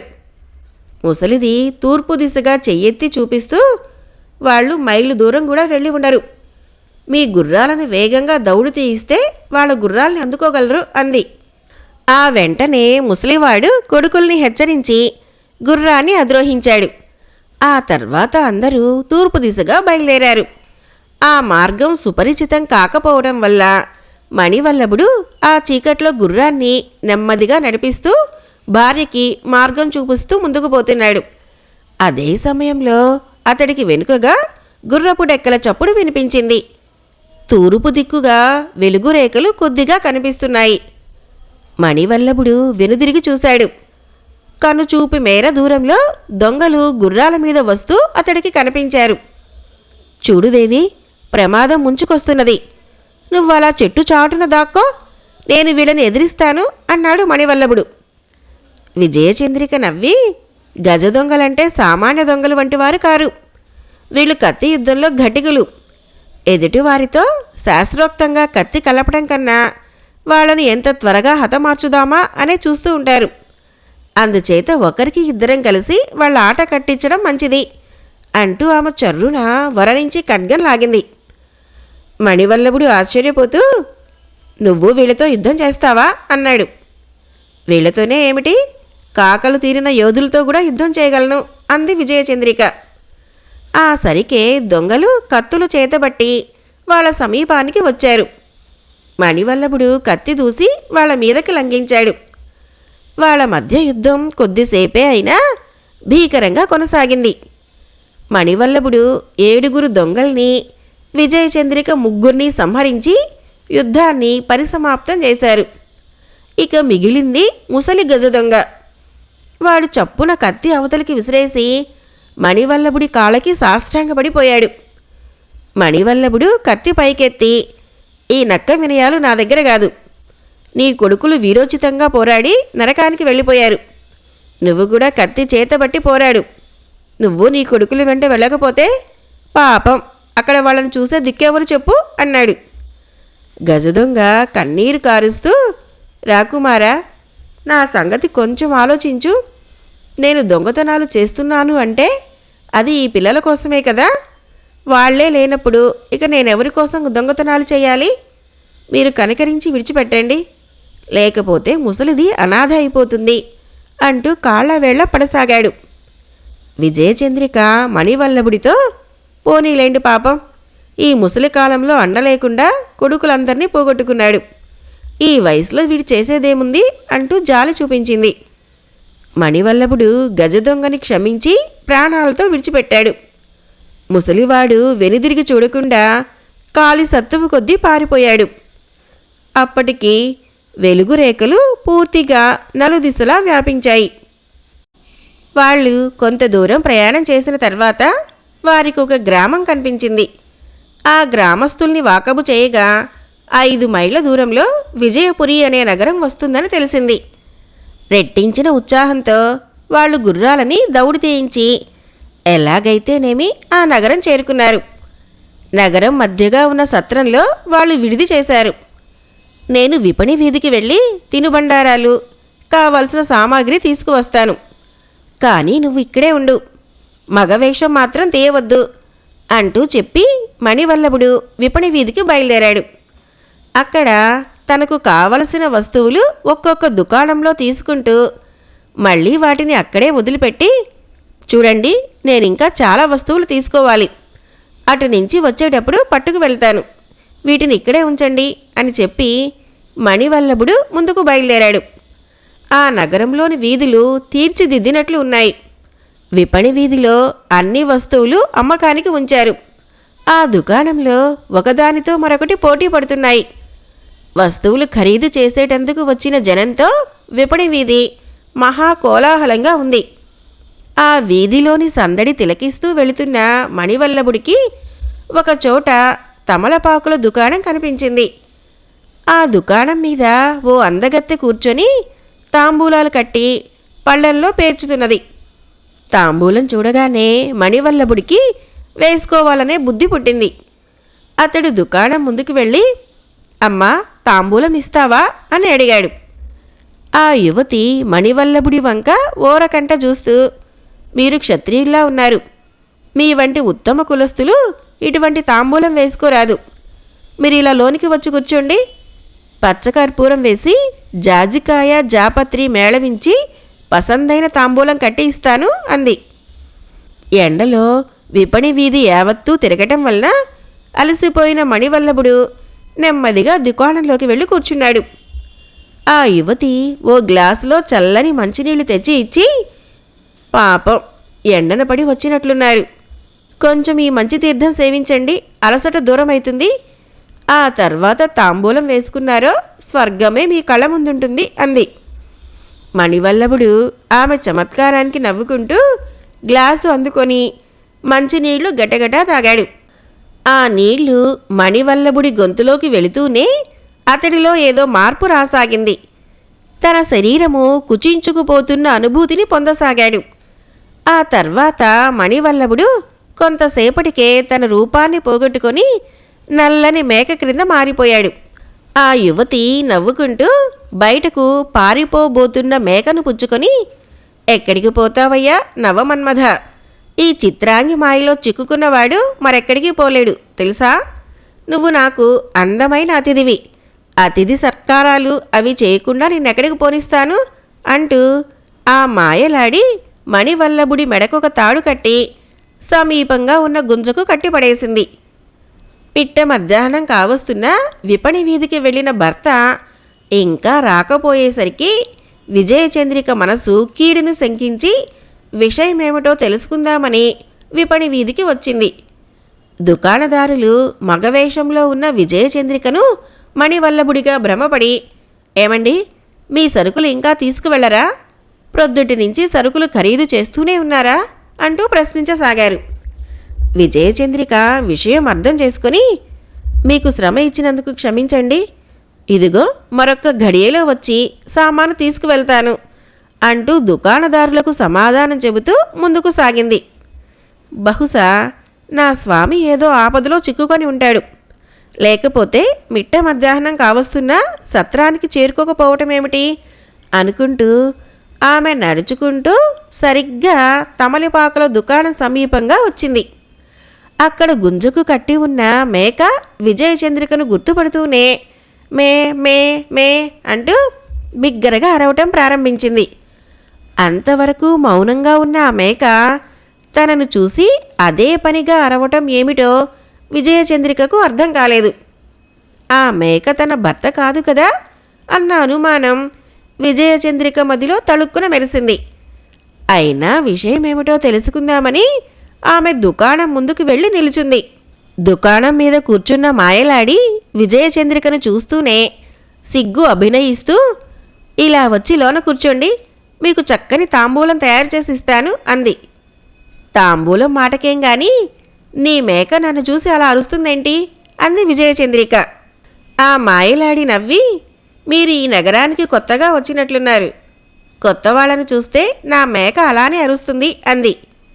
అయినా విజయచంద్రికకు అనుమానం తీరక అక్కడి నుంచి బయలుదేరి తమలపాకుల దుకాణానికి ఎదురుగా ఉన్న మరొక దుకాణం దగ్గరికి వెళ్ళి ఆ దుకాణందారుణ్ణి మాటల్లోకి దించింది. ఆ తర్వాత ఆ యువతి గురించి ప్రశ్నించింది. అయ్యా పరదేశీ గారు, ఆ వగలాడి దుకాణం దగ్గరికి మాత్రం వెళ్ళకండి. అదొక మాంత్రికురాలు. చిన్నప్పుడే మొగుడు చచ్చాడు. వయసొచ్చిన తర్వాత అది మంత్రతంత్రాలు నేర్చుకుంది. అందమైన యువకులు కనిపిస్తే చాలు, వాళ్లను తన మంత్రశక్తితో జంతువులుగా మార్చేస్తుంది. రాత్రిపూట వాళ్లను తిరిగి మనుషులుగా మార్చి తన కోర్కెలు తీర్చుకుంటుంది. దాని చూపుల్లో, అందంలో అటువంటి వశీకరణ శక్తి ఉంది. ఈ నగరవాసులందరికీ దాని సంగతి బాగా తెలుసు. అందుచేత దాని శక్తి మా మీద ప్రయోగించదు. ఎవరైనా పరదేశీయులు వస్తేనే దానికి పండగ అంటూ దుకాణదారుడు చెప్పాడు. ఏం చెయ్యాలో విజయచంద్రికకు తోచలేదు. తమలపాకుల దుకాణంలో కట్టేసి ఉన్న మేక తప్పకుండా తన భర్తే అయి ఉంటాడన్న నమ్మకం ఆమెకు కలిగింది. స్వామికి ప్రాణాపాయం కలగకుండా తిరిగి యథారూపి ఎలా వస్తుంది? ఆ మాంత్రికురాల్ని భయపెట్టినందువల్ల ఎటువంటి ప్రయోజనమూ ఉండదు. ఏదైనా యుక్తితో దీన్ని సాధించాలి. అయితే ఏం చెయ్యాలి అని ఆలోచిస్తూ విజయచంద్రిక విపణి వీధి దాటి రాజమార్గం దగ్గరికి వచ్చి ఆ వీధి వెంట నడక సాగించింది. ఆ వీధిలోని ఓ ఇంటి ఆవరణలో ముసలిది ఒకటి కూర్చొని రకరకాల పిండి వంటలు, రుచికరమైన మిఠాయిలు తయారు చేస్తూ విజయచంద్రిక కంటపడింది. అయితే ఆ ముసలిది కంటికి కడివెడు నీళ్లుగా ఏడుస్తున్నది. ఆ దృశ్యం చూస్తూనే విజయచంద్రిక ఆశ్చర్యపోయింది. నెమ్మదిగా ముసలిదాని చెంతకు చేరి, ఏంటవ్వా ఇది? ఒక పక్క శుభప్రదమైన చక్కని వంటకాలు, మిఠాయిలు చేస్తూనే మరొక ప్రక్క దుఃఖిస్తున్నావెందుకు అని అడిగింది. ఏం చెప్పమంటావు బాబు? ఏం చెప్పినా నువ్వు ఆర్చేవాడివి, తీర్చేవాడివి కాదు గదా. నా ఈ బాధ నాలోనే ఉండనియ్యి, దయచేసి నీ దారిన వెళ్ళు అంది ముసలిది కన్నీళ్లు తుడుచుకుంటూ. విజయచంద్రిక ముసలిదాని కన్నీళ్లు తుడుస్తూ, అట్లా మాట్లాడకమ్మా, ఎంతైనా నేను క్షత్రియుణ్ణి. దుఃఖంలో ఉన్న మనుషుల దుఃఖం పోగొట్టడమే క్షత్రియుల కర్తవ్యం. అందుచేత విషయమేమిటో చెప్పు, నీ కష్టాన్ని నేను ఆర్చనుగలను, తీర్చనుగలను అంది. ఆ ముసలిది విజయచంద్రిక ముఖం వంక చూసి, నా బాధను చెప్పుకొని కొంత మనసులోని బరువు దించుకుంటాను అనుకుంది. ఆ తర్వాత ముసలిది ఇలా చెప్పడం ప్రారంభించింది. ఈ విజయపురిని చంద్రకేతు మహారాజు పరిపాలిస్తున్నారు. ఆయనకు చంద్రకళ ఒక్కతే కూతురు. ఆమెకు యుక్త వయసు వచ్చింది. ఒకనాడామె చెలికత్తెలతో కలిసి మన విహారానికి వెళ్ళింది. అయితే తిరిగి ఒక్కతే అంతఃపురానికి వచ్చింది. చెలికత్తెలు ఏమయ్యారో ఎవరికీ తెలియదు. ఆ మర్నాడు మహారాజు గారు నగరమంతా విచిత్రమైన దండోరా ఒకటి వేయించారు. అదేమిటంటే, యువరాణి చంద్రకళ నగరంలోని శౌర్య ప్రతాపాలు కలిగిన యువకుణ్ణి వివాహం చేసుకోవాలని నిశ్చయించుకుంది. ధైర్య సాహసాలు గల యువకుడు రాత్రిపూట యువరాణి చెంతకు వచ్చి ఆమె పెట్టే పరీక్షల్లో పాల్గొని నెగ్గినట్లయితే అతన్నిచ్చి రాకుమార్తెకి పెళ్లి చేస్తాను అని దండోరా వేయించాడు. రోజు రాజభవనానికి ఎవరో ఒకళ్ళు వెళ్ళేవాళ్ళు. కానీ ఉదయం కాగానే ఆమె మందిరంలోకి వెళ్ళిన వారి ఎముకలు తప్ప ఏమీ ఉండేవి కావు. రాను రాను యువకుల సంఖ్య తగ్గింది. చంద్రకళ ఓ భయంకర రాక్షసి అన్న వదంతి నగరమంతా వ్యాపించింది. దాంతో యువకుడన్నవాడెవడు అంతఃపురం వెళ్ళటం మానుకున్నాడు. అది చూసిన మహారాజు మరొక దండోరా వేయించాడు. అదేమిటంటే నగరంలోని ప్రతి ఇంటి నుంచి రోజుకొక యువకుణ్ణి అంతఃపురం పంపించవలసి ఉంటుంది. యువరాణి చంద్రకళకు వివాహం అయ్యేంత వరకు నగరవాసులు తమ కొడుకులకు వివాహాలు చేయరాదు అని. ఇంతవరకు ఎందరో యువకులు యువరాణి మందిరానికి వెళ్ళి తిరిగి రాలేదు. వాళ్ళంతా ఆ రాక్షసికి బలైపోయారు. అటువంటి మహమ్మారిని ఇంట్లో పెట్టుకున్న మహారాజు ప్రజల జీవితాలతో చెలగాటమాడుతున్నాడు. ప్రజల్ని కన్న బిడ్డల వలె రక్షించవలసిన మహారాజే ఇలా మమ్మల్ని భక్షిస్తూ ఉంటే ఇక నగరవాసులకు దిక్కెవరు? ఈరోజు నా వంతు వచ్చింది నాయనా. నాకు ఒక్కడే కొడుకు. అన్ని ఆశలు వాడి మీదే పెట్టుకుని బ్రతుకుతున్నాను. అయినా వాణ్ణి అంతఃపురం పంపక తప్పదు. వాణ్ణి అటు పంపించి నేనిటు ఏ విషమో తాగి మరణించడం తప్ప గత్యంతరం లేదు. చివరిసారిగా నా కొడుక్కి పిండి వంటలు చేసి పెడదామని ఇవన్నీ తయారు చేశాను నాయనా. ఇది నా సంగతి అంటూ ముసలిది విషయాన్ని వివరించి ముగించింది. విజయచంద్రిక ఏదో ఆలోచిస్తూ చాలాసేపు అక్కడే కూర్చుండిపోయింది. ఏమిటి బాబు ఆలోచిస్తున్నావు? చూసావా, నా కష్టం ఆర్చేది తీర్చేది కాదని ముందే చెప్పలేదు. చూడగా నువ్వు పరదేశీలాగా ఉన్నావు. ఇక్కడి విషయాలు ఆలోచించుకుంటూ నీ మనసు పాడు చేసుకోక వచ్చిందాన్నే వెళ్ళి నాయనా అంది ముసలిది. అదేమిటమ్మా అలాగంటావు? నేను నీ కష్టాన్ని ఆర్చనూగలను, తీర్చనూగలను. ఈరోజు సాయంత్రం మీ అబ్బాయికి బదులు నేను అంతఃపురానికి వెళ్తాను. ఇక మీదట యువరాణి బాధ నగరవాసులకు లేకుండా చేస్తాను. ముందా పిండి వంటలన్నీ ఇలా పెట్టు, నాకు చాలా ఆకలిగా ఉంది అంది విజయచంద్రిక. విజయచంద్రిక అంతఃపురానికి వెళ్ళేటందుకు ముసలిది మొదట అంగీకరించలేదు. నువ్వు కాదన్నా రేపైనా నేను అక్కడికి వెళ్ళటం ఖాయం. అటువంటప్పుడు నీ కొడుకుని వృధాగా దేనికి దూరం చేసుకుంటావు అని ఆమె చెప్పడంతో ముసలిది అంగీకరించింది. ఆ సాయంత్రం విజయచంద్రిక చక్కగా ముస్తాబై అంతఃపురానికి వెళ్ళింది. చంద్రకేతు మహారాజు ఆమెను చూస్తూనే ఆశ్చర్యపోయి, రాజకుమారా, నూనూగు మీసాలతో కళ్ళు చెదరగొట్టే అందచందాలతో నవనవలాడుతున్న నువ్వు ఏ దేశానికి యువరాజువి? మా అంతఃపురం వచ్చిన కారణమేమిటో తెలుసుకోవచ్చా అని అడిగాడు. విజయచంద్రిక తాను దేనికి వచ్చింది వివరించి చెప్పింది. అటువంటి సుకుమార సుందరకాంతుడు ఉత్తపుణ్యానికి చనిపోవటం ఇష్టం లేకపోయినా గత్యంతరం లేక మహారాజు విజయచంద్రికను చంద్రకళ ఉంటున్న మందిరానికి పంపించాడు. చంద్రకళ తన మందిరంలోకి అడుగుపెట్టిన విజయచంద్రికను చూస్తూనే ఆశ్చర్యపోయింది. ఇంత క్రితం తన మందిరానికి వచ్చి విచిత్రంగా చనిపోయిన యువకుల విషయంలో ఆమె అంతగా బాధపడలేదు. కానీ విజయచంద్రికను చూడగానే చంద్రకళ మనసు పరిపరి విధాలా పోసాగింది. ఓహో, ఎంత అందంగా ఉన్నాడు ఈ రాకుమారుడు. పాపం, ఈ రాత్రితో ఇతనికి ఆయుష్ చెల్లు.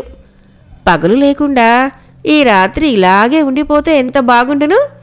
లేకపోతే ఈ గండం గడిచి ఈ రాకుమారుడు బ్రతికి బయటపడితే నా నోము ఫలించదా అనుకుంది. కొంతసేపు ఇద్దరూ పిచ్చపాటి మాట్లాడుకున్నారు. మీరు పరదేశవాసులు కదా, ఈ విషయం తెలిసి కూడా ప్రమాదంలోకి ఎందుకు తలదూర్చారు? ఇప్పటికైనా మించిపోయింది లేదు. కోట బయటికి వెళ్లే మార్గం చూపిస్తాను, తప్పించుకు వెళ్ళండి అంది చంద్రకళ. విజయచంద్రిక నవ్వి, నేను క్షత్రియుణ్ణి, ప్రమాదాలకు జడిసి పారిపోయే వ్యక్తిని కాను. ఈ విషయంలో విజయం సాధించి నిన్ను వివాహం చేసుకోవటమో లేదా వీరస్వర్గం అలంకరించడమో రెండే పద్ధతులు అంది. దానికి చంద్రకళ ఎంతగానో సంతోషించింది. అర్ధరాత్రి కావస్తుందనగా చంద్రకళ ముఖంలో మార్పు రాసాగింది. విజయచంద్రిక చూస్తూ ఉండగానే ఆమె గిలగిలా కొట్టుకుంటూ హంసతూలిక తల్పం మీద విరుచుకు పడిపోయింది. ఏదో జరగబోతున్నదని గ్రహించిన విజయచంద్రిక చప్పున వరనించి ఖడ్గం లాగి ప్రమాదాన్ని ఎదుర్కొనేటందుకు సిద్ధంగా నిల్చుంది. చంద్రకళ మూర్చపోగానే ఆమె శరీరం నుంచి ఓ బ్రహ్మరాక్షసుడు యువతలికి వచ్చి విజయచంద్రికను చూశాడు. చూస్తూనే పెద్దగా నోరు తెరుచుకొని ఆమె మీదకు దూకాడు. విజయచంద్రిక వెనకంజ వేయకుండా ఖడ్గం పైకెత్తి తన మీదకు ఎగిరి దూకిన రాక్షసుడి గుండెల్లో బలంగా పొడిచింది. ఖడ్గము రాక్షసుడి గుండెల్లోకి దిగబడుతూనే వాడు హాహాకారాలు చేసుకుంటూ నేల మీద విరుచుకు పడిపోయాడు. వాడు నేల మీద పడిన శబ్దానికి అంతఃపురం యావత్తూ దద్దరిల్లిపోయింది. రాక్షసుడు మరణించిన కొంతసేపటికే చంద్రకళ కళ్ళు తెరిచింది. ఎదురుగా రాక్షసుడు చచ్చిపడి ఉండటం చూసి విజయచంద్రిక బ్రతికి ఉండటం ఆమెకెంతో సంతోషాన్ని కలిగించాయి. రాకుమారా, మీరు ఈ రాక్షసుణ్ణి అంటూ అర్ధోక్తిలో ఆగిపోయింది. అవును రాకుమారి, నేను వీడిని సంహరించాను. ఇక నీకు వీడి బెడద ఉండదు. ఇంతకీ ఈ రాక్షసుడెవరు? నిన్నెందుకు పట్టి పీడిస్తున్నాడు అంటూ విజయచంద్రిక ప్రశ్నించింది. చంద్రకళ ఏదో జ్ఞప్తికి తెచ్చుకునేటందుకు ప్రయత్నిస్తూ, ఒకనాడు నేను చెలికత్తెలతో ఉద్యానవనానికి వెళ్ళాను. మేము అక్కడ విహరిస్తూ ఉండగా ఈ రాక్షసుడు ప్రత్యక్షమై నా చెలికత్తెలనందరినీ పొట్టన పెట్టుకున్నాడు. అంతేకాదు, నన్ను పట్టుకుని, చూడు రాకుమారి, నేను నిన్ను ఆవహిస్తాను. ప్రతిరోజు ఒక యువకుడు నీ మందిరానికి వచ్చే ఏర్పాటు చేయమని మీ నాన్నతో చెప్పు. లేదా నిన్ను, మీ రాజకుటుంబాన్ని, ఈ మహానగరాన్ని నామరూపాలు లేకుండా నాశనం చేస్తాను అన్నాడు. ఆ రోజు నుంచి యువకులు నా మందిరానికి వస్తున్నారు. తెల్లవారేలోగా ప్రాణాలు పోగొట్టుకుంటున్నారు. ఈనాడు మీ వల్ల గండం గడిచి ఒడ్డున పడ్డాము అంది. తెల్లవారిన తర్వాత మహారాజు బిక్కుబిక్కుమంటూ చంద్రకళా మందిరానికి వచ్చాడు. విజయచంద్రిక బ్రతికి ఉండడం చూసి ఎంతో ఆశ్చర్యపోయాడు. గదిలో రాక్షసుడి శవం అతన్ని భయకంపితుణ్ణి చేసింది. మహారాజు జరిగిన సంగతి యావత్తూ నగరమంతా దండోరా వేయించాడు. ప్రజలు హాయిగా శ్వాస పీల్చుకున్నారు. రాకుమారా, నువ్వు మా దేశానికి చేసిన ఉపకారం అనన్య సామాన్యం. నిన్ను ఏ విధంగా పొగడాలో తెలియటం లేదు. అనుకున్న ప్రకారం ఓ శుభముహూర్తాన మా అమ్మాయి చంద్రకళను నీకిచ్చి వివాహం జరిపిస్తాను. నాకు ఎలాగూ వారసులు లేరు. ఈ రాజ్యాన్ని నువ్వే ఏలుకో. నీ వంటి వీరాది వీరుని పాలనలో మా ప్రజలు సుఖ సంతోషాలతో మునగగలుగుతారు అన్నాడు మహారాజు. మహారాజా, మీ అమ్మాయిని చేసుకునేటందుకు నాకు ఎటువంటి అభ్యంతరము లేదు. అయితే నాదొక చిన్న కోరిక. దాన్ని మీరు నెరవేరుస్తానంటేనే మీ అమ్మాయిని చేసుకోవటం జరుగుతుంది అని చెప్పింది విజయచంద్రిక. నీ కోరిక ఏమిటో నిరభ్యంతరంగా చెప్పవచ్చు అన్నాడు మహారాజు. మరేం లేదు మహారాజా, ఈ ఒక్కరోజుకి మీ సింహాసనం మీద కూర్చొని రాజ్యపాలన చెయ్యాలని ఉంది. నాకు ఆ అధికారాన్ని ఇవ్వగలరా అంది విజయచంద్రిక. మహారాజు సంతోషంగా రాజదండాన్ని విజయచంద్రికకు అప్పగించి సింహాసనం మీద కూర్చుండబెట్టాడు. తక్షణము విజయచంద్రిక నగరమంతా ఈ విధంగా దండోరా వేయించింది. ఈ ఒక్కరోజుకి రాజుగా నియమితులైన రాకుమారునికి మేకలన్నా ఇతర జంతువులన్నా ప్రీతి. నగరవాసులు తమ తమ అందమైన జంతువుల్ని సభకు తీసుకురావాల్సిందిగా కోరటమైంది. మేకలకు ప్రత్యేకమైన బహుమానం ఇవ్వబడుతుంది. మహారాజు గారి బహుమానం అంటే మాటలా? నగరవాసులు తమ తమ జంతువుల్ని తీసుకొని రాజసభకు రావటం ప్రారంభించారు. వచ్చిన వాళ్లకు వచ్చినట్టుగానే బహుమతులు ఇచ్చి సాగనంపడం జరుగుతోంది. తమలపాకులు అమ్మే ఆ మాయలాడి ఎప్పుడు వస్తుందా అని విజయచంద్రిక ఎదురు తెన్నులు చూడసాగింది. చివరకు ఆ మాంత్రికురాలు రానే వచ్చింది. దాని వెంట దాదాపు 20 మేకలు సభలోకి అడుగుపెట్టాయి. విజయచంద్రిక ఆ మేకల వైపు పరీక్షగా చూసింది. అందులో తను క్రితం రోజు చూసిన మేక, అదే తన భర్త ఉండటం ఆమెకి ఎంతో సంతోషాన్ని కలిగించింది. అప్పుడు విజయచంద్రిక సభాసదుల దిక్కు తిరిగి, మహాజనులారా, మీలో తపశ్శక్తి సంపన్నులు, దేవి ఉపాసకులు, మహామాయా సమన్వితులు అయిన మహానుభావులు ఎందరో ఉండవచ్చు. మీలో ఎవరైనా సరే ఈ మేకల్ని మనుషులుగా మారిస్తే ఒక్కొక్క మేకకు 1000 సువర్ణ మొహరీలు చొప్పున బహుకరిస్తాను అంది. అయినా సభలో ఎవరూ కిక్కురుమనలేదు. ఈ రాకుమారుడు ఎందుకలా అడుగుతున్నాడు అనుకొని ఏం కొంప మునుగుతుందోనని మాంత్రికురాలు నోరు మెదపలేదు. అంతలో సభలో నుంచి ఓ వ్యక్తి లేచి, మహారాజా, మేకలు మనుషులైతేనేమి, మనుషులు మేకలైతేనేమి, దానివల్ల మీకేంటి ఉపయోగం అన్నాడు. ఉంది. మేకలుగా జన్మించి మనుషులుగా మారిన వ్యక్తుల చేత బ్రహ్మాండమైన కార్యాలు చేయించవచ్చునని మా గురుదేవులు సెలవిచ్చారు. లేకపోతే ఒక్కొక్క మేకకు 1000 సువర్ణ మొహిరీలు ఎవరిస్తారు అంది విజయచంద్రిక. ఆ మాటలతో స్థిమితపడిన మాంత్రికురాలు ముందుగా వచ్చి, మహారాజా, ఈ మేకల్ని నేను మనుషులుగా మార్చగలను. అయితే నాకు బహుమతి మొత్తాన్ని ఇప్పుడే ఇవ్వాలి అంది. తక్షణము విజయచంద్రిక ఖజానా నుంచి 20,000 సువర్ణ మొహిరీలు ఓ పెద్ద సంచిలో తెప్పించి సింహాసనం సమీపంగా పెట్టించింది. ఆ తర్వాత మాంత్రికురాలు నీళ్లు తెప్పించి ఏవేవో మంత్రాలు చదువుతూ ప్రతి మేక మీద నీళ్లు చిలకరిస్తూ వెళ్ళింది. మంత్రించిన నీళ్లు మీద పడుతూనే మేకలన్నీ మనుషులుగా మారిపోయాయి.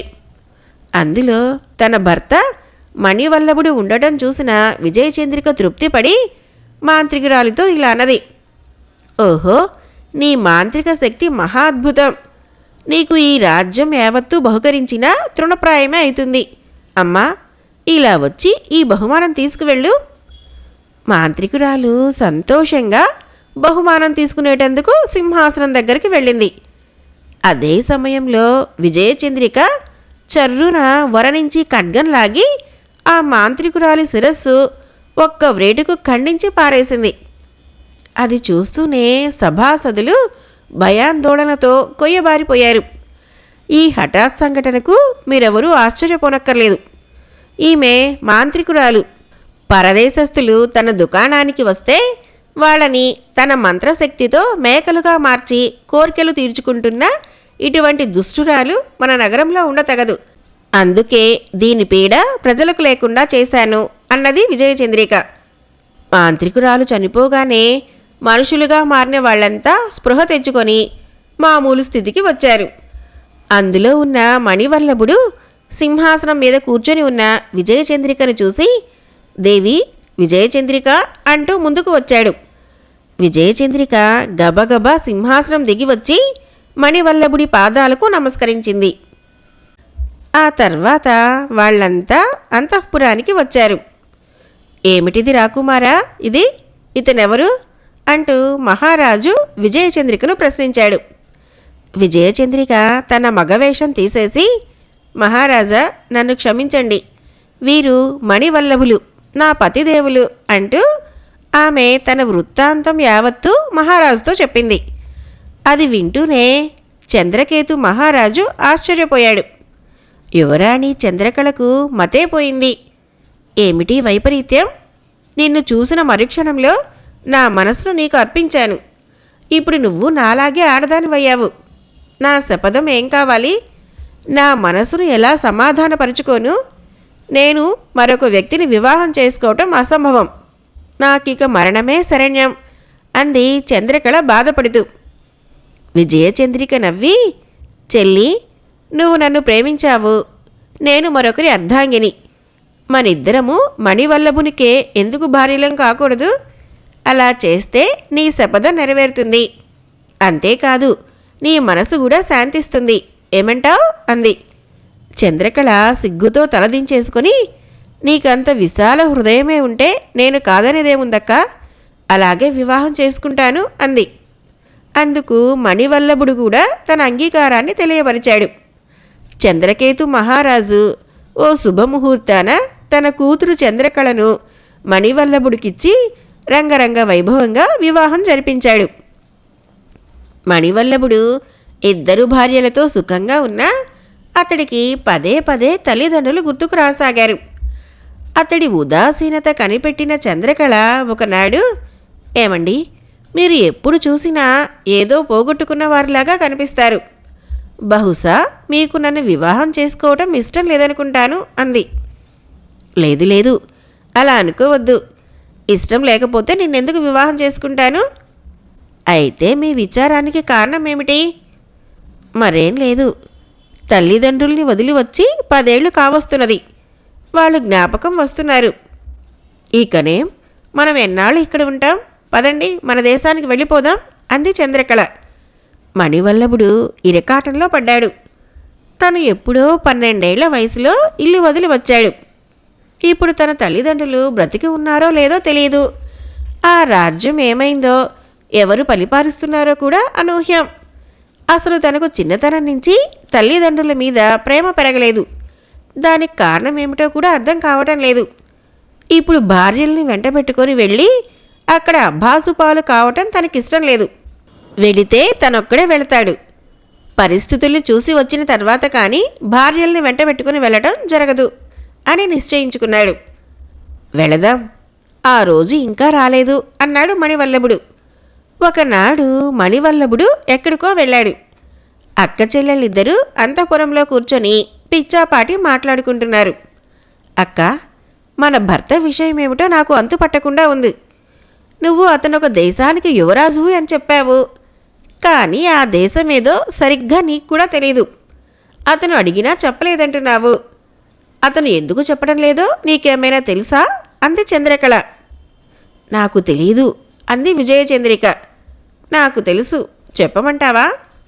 మన భర్త క్షత్రియుడైతే కావచ్చును, కానీ ఏ దేశానికి యువరాజు కాదు. అతనికి ఓ రాజ్యం అంటూ లేదు. ఎలా చెప్పగలవు? అతను ఓ రాజ్యానికి యువరాజైతే తల్లిదండ్రుల్ని వాళ్ళ కర్మానికి వదిలిపెట్టి ఇలా దేశాలు పట్టి తిరగడు. నిన్ను దొంగచాటుగా లేవదీసుకురాడు. నువ్వు తెలివిగలదానివి, బాగా ఆలోచించి చూడు అంది చంద్రకళ. విజయచంద్రిక ఆలోచించింది. చంద్రకళ చెప్పింది సబబుగానే తోచింది ఆమెకు. అయినా తొందరపడకు. చూడు చెల్లి, మణివల్లభుడు ఎవరైనా ఇప్పుడు మన భర్త. మనం ప్రేమించేది ఆయన మనసునే కానీ రాచరికాన్ని కాదు. ఆయన సహృదయులు, మనల్ని మనసారా ప్రేమిస్తున్నారు. స్త్రీకి అంతకంటే ఇంకేం కావాలి అంది. నీకు తెలీదక్కా, క్షత్రియకాంత తన భర్త నలుగురిలో హుందాగా గొప్పగా ఉండాలని కోరుకుంటుంది. అత్తగారి ఐశ్వర్యం మీద ఆధారపడే అల్లుడు ఓ అల్లుడేనా? అది మనకు గౌరవమా? ఏనాటికైనా మనం అత్తమామల ఇంటికి వెళ్ళవలసిన వాళ్ళమే కదా. ఆ వెళ్ళేది ఇప్పుడు వెళితేనే ఘనంగా ఉంటుంది. చేతులు కాలిన తర్వాత ఆకులు పట్టుకుంటే ప్రయోజనం ఉండదు. వారి దగ్గర నాకంటే నీకే చనువు ఎక్కువ. అందుచేత ఈ విషయమేమిటో ఖచ్చితంగా తేల్చుకోవటం మంచిది అంది చంద్రకళ. చెప్పుడు మాటలు బహు చెడ్డవి. చంద్రకళ చెప్పిన దాంట్లో సత్యమున్నదనిపించింది విజయచంద్రికకు. మణివల్లభుడు ఏకాంతంగా ఉండటం కనిపెట్టి విజయచంద్రిక అతడి సమీపంగా వెళ్ళి చంద్రకళ అభిప్రాయాన్ని ఏకరువు పెట్టింది. అది ఆమె అభిప్రాయమా, లేక నీ అభిప్రాయం కూడా అదేనా అని అడిగాడు మణివల్లభుడు. నా అభిప్రాయం కూడా అదే. ఇప్పుడు ఖచ్చితంగా అడుగుతున్నాను, చెప్పండి, ఎవరు మీరు? మీరు ఏ దేశానికి యువరాజులు అని అడిగింది విజయచంద్రిక. ఆమె అలా అడగ్గానే మణివల్లభుడికి ఏదో మైకం కమ్మినట్లయింది. అతను 2 చేతులతోటే తల పుచ్చుకొని అటూ ఇటూ బాధతో మెలితిరిగిపోతూ ధబీమంటూ నేల మీద పడిపోయాడు. విజయచంద్రిక భయపడి పరిగెత్తుకుంటూ వెళ్ళి నీళ్లు తెచ్చింది. అయితే అప్పటికే తెలివి తెచ్చుకున్న మణివల్లభుడు లేచి నిల్చొని విజయచంద్రిక వంక దీక్షగా చూడసాగాడు. ఏమైంది, అలా విరుచుకు పడిపోయారేంటి అంటూ విజయచంద్రిక ప్రశ్నించింది. ఏం లేదు, నేనెవరన్నది ఇప్పుడే స్మృతి పదంలోకి వచ్చింది. గత జీవితం జ్ఞాపకం వచ్చింది అన్నాడు మణివల్లభుడు ఏదో ఆలోచిస్తూ. విజయచంద్రిక ఆశ్చర్యపోతూ, మీరు ఎవరన్నది ఇప్పుడే స్మృతి పదంలోకి వచ్చిందా? అయితే మీకు ఇంతవరకు గత జీవితమే జ్ఞాపకం లేదా? చూడగా మీరొక విచిత్ర వ్యక్తిలాగా కనిపిస్తున్నారు. మీరెవరో, ఎక్కడి నుంచి వచ్చారో నేను తప్పకుండా తెలుసుకోవాలి. అన్యోన్యత ఉన్న భార్యాభర్తల మధ్య రహస్యాలు ఉండరాదు. కాబట్టి మీ రహస్యమేమిటో చెప్పి తీరవలసిందే అంది దృఢచిత్తంతో. చూడు విజయచంద్రిక, ఇంతవరకు నేను మధురా నగరానికి యువరాజునని భ్రమపడుతూ వచ్చాను. కానీ అది అసత్యమని ఇప్పుడే తెలుసుకున్నాను అన్నాడు మణివల్లభుడు. అయితే మీరెవరు అంది విజయచంద్రిక. మణివల్లభుడు ఆమె వంక చూస్తూ, నేనెవరో తెలుసుకోవటం ముఖ్యమా? మీకు కావలసింది నేనా లేక నా పుట్టు పూర్వోత్తరాలా అన్నాడు. మీరెవరో మాకు తెలియాలి. అదొక దేవరహస్యం. చెప్పినందువల్ల నష్టపోయేది మీరే. కాబట్టి ఆ విషయాన్ని మర్చిపోవటం మంచిది. ఆ మాటతో విజయచంద్రిక మదిలో సందేహం బలంగా నాటుకుంది. నష్టమైనా కష్టమైనా చెప్పక తప్పదు. మణివల్లభుడు చిరుకోపంతో విజయచంద్రిక వంక చూస్తూ, బాగా ఆలోచించుకోదేవి, ఆ తర్వాత విచారిస్తే లాభం లేదు అన్నాడు. అయినా విజయచంద్రిక తన పట్టు వదలలేదు. అదే నీ తుది నిర్ణయమా? అవును అంది విజయచంద్రిక. అయితే నాతోరా అంటూ మణివల్లభుడు ఆమెను తీసుకుని నగరానికి పడమటి దిక్కుగా ఉన్న పెద్ద నది దగ్గరికి వచ్చాడు. చూడుదేవి, నీ పట్టుదల మానుకో. మిమ్మల్ని నేనెంతో గాఢంగా ప్రేమిస్తున్నాను. మీరు నన్ను దూరం చేసుకోవద్దు. నా రహస్యం చెప్పగానే మీరు అన్యాయమైపోతారు అన్నాడు మణివల్లభుడు బ్రతిమలాడుతూ. జరగవలసింది జరిగే తీరుతుంది. మీ రహస్యం ఏమిటో చెప్పక తప్పదు అంది విజయచంద్రిక. సరే, నా రహస్యం ఏమిటో చెబుతాను విను అంటూ మణివల్లభుడు తన వృత్తాంతం చెప్పడం ప్రారంభించాడు. మాది నాగలోకం. నేను నాగకుమారుణ్ణి. ఒకసారి నాకు భూలోకం చూడాలి అనిపించింది. కొంతమంది స్నేహితుల్ని వెంటబెట్టుకొని భూలోకంలోకి వచ్చాను. భూలోకంలోని వింతలు విశేషాలు చూసుకుంటూ ఓ అరణ్య ప్రాంతానికి చేరుకున్నాము. ఆ అరణ్య ప్రాంతంలో మునీశ్వరుడొకడు తపస్సు చేసుకుంటూ కనిపించాడు. అతడి శరీరం మీద క్రిమికీటకాలు అటు ఇటు పాకుతున్నాయి. పక్షులు అతని తల మీద గూళ్ళు కట్టుకొని ఉన్నాయి. గెడ్డం బారెడు పొడుగు పెరిగి ధూళి కొట్టుకొని అసహ్యంగా ఉంది. నేను అంతకు క్రితం ఎప్పుడూ తాపసుల్ని చూడలేదు. వాళ్లను గురించి వినలేదు కూడాను. ఎవడి గోచీపాతరాయుడు? శరీరం మీద క్రిమికీటకాలు తిరుగుతున్నా, నెత్తిమీద పక్షులు గూడు కట్టుకున్నా చీమ కుట్టినట్లు కూడా లేకుండా అలా రాతి బొమ్మలాగా కూర్చున్నాడే. ఇతగాడు మనిషా విగ్రహమా అన్నాను స్నేహితులతో. నా స్నేహితుల్లో ఒకడు నన్ను వారిస్తూ, శంఖచూడా, అలా అనకు. తాపసులు ధ్యాన నిష్ఠలో ఉంటే ఈ ప్రపంచాన్నే మర్చిపోతారు. వీళ్లను హేళన చేయడం తగదు. తాపసులకు కోపం వచ్చిందో మనల్ని శపించి నామరూపాలు లేకుండా చేస్తారు. ఈ మహానుభావుడి సంగతి మనకెందుకు, పోదాం పదా అన్నాడు.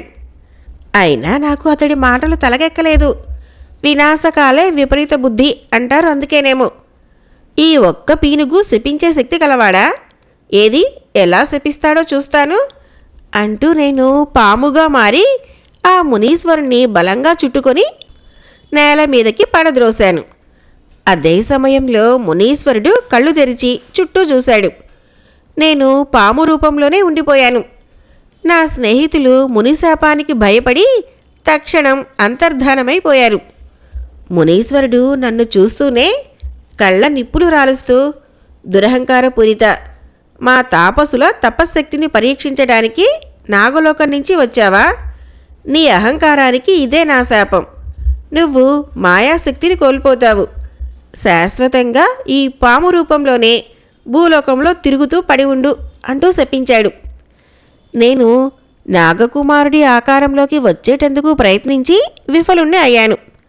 అప్పటికి కానీ ఆ మునీశ్వరుడి తపశ్శక్తి ఏ పాటిదో తెలిసి రాలేదు.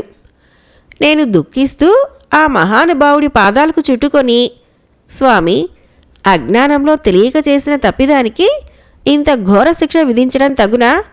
శాపం ఉపసంహరించుకోండి అంటూ వేడుకున్నాను. ఆ మునీశ్వరుడు నా స్థితికి కొంత జాలిపడి, నాయనా నాగకుమార, మునుల వాక్యం అమోఘం, జరగక తప్పదు. అయితే శాపాంతాన్ని నీకు తెలియజేయగలను.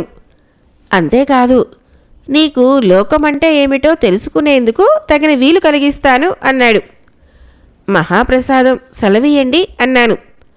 అప్పుడు ఆ మునీశ్వరుడు ఇలా చెప్పాడు.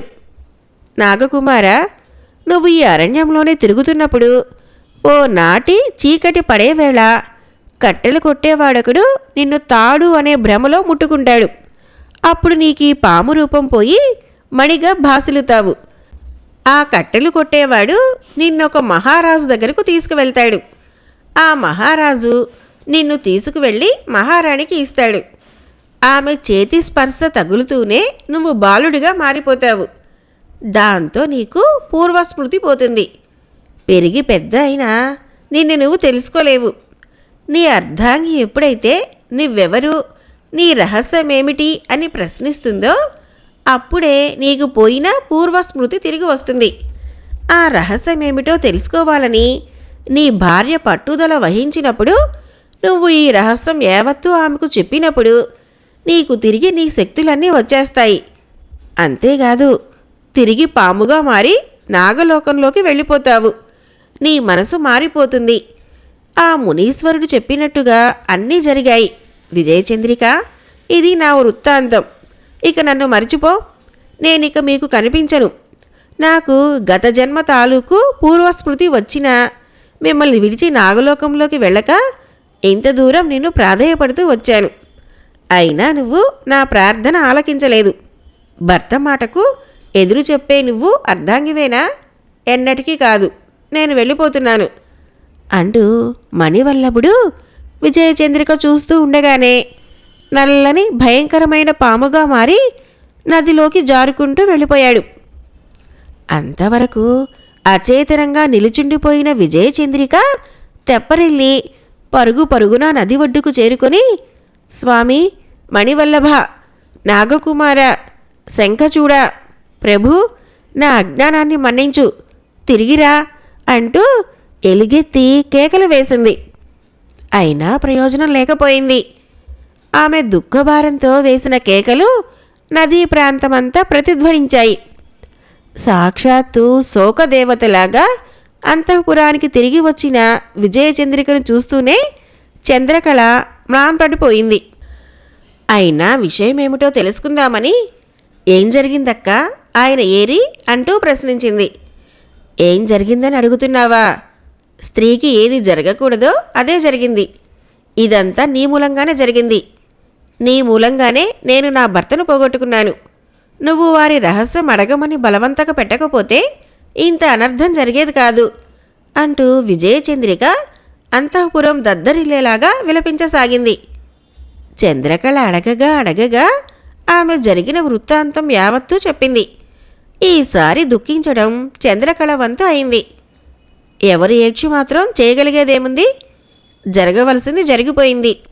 ఇక నాకు అనుజ్ఞ ఇవ్వు చెల్లి. విధి ఎటు ఈడ్చుకు వెళితే అటు వెళ్తాను. ఈ జీవితం మీద నాకు విరక్తి పుట్టింది అంది విజయచంద్రిక. అయితే చంద్రకళ అందుకు అంగీకరించక, అక్క, నువ్వు ఎక్కడికి వెళ్ళవద్దు. ఉంటే ఇద్దరం కలిసే ఉందాం, లేకపోతే ఇద్దరం కలిసే వెళదాం. అంతేకాని నిన్ను ఒంటరిగా వెళ్ళనివ్వను. ఈ రాజ్యం నీది. నాన్నగారితో చెప్పి నీకు పట్టాభిషేకం చేయిస్తాను. ఏ విధంగానైనా మన భర్తను తిరిగి రప్పించే శక్తి సామర్థ్యాలు నీకు ఉన్నాయి. ఆ ప్రయత్నం చెయ్యి. అంతేకాని రాజ్యం విడిచి వెళ్ళకు. అలా వెళ్ళావో ఈ దుఃఖభారాన్ని, పాపభారాన్ని మోయలేక నేను ఆత్మహత్య చేసుకోవడం ఖాయం అంది దుఃఖిస్తూ. చంద్రకళ చెప్పింది సబబుగానే తోచింది విజయచంద్రికకు. నువ్వు చెప్పినట్లే చేస్తాను చెల్లి. అయితే ఒక షరతు. నేను ఏడాది వరకే రాజ్యపాలన చేస్తాను.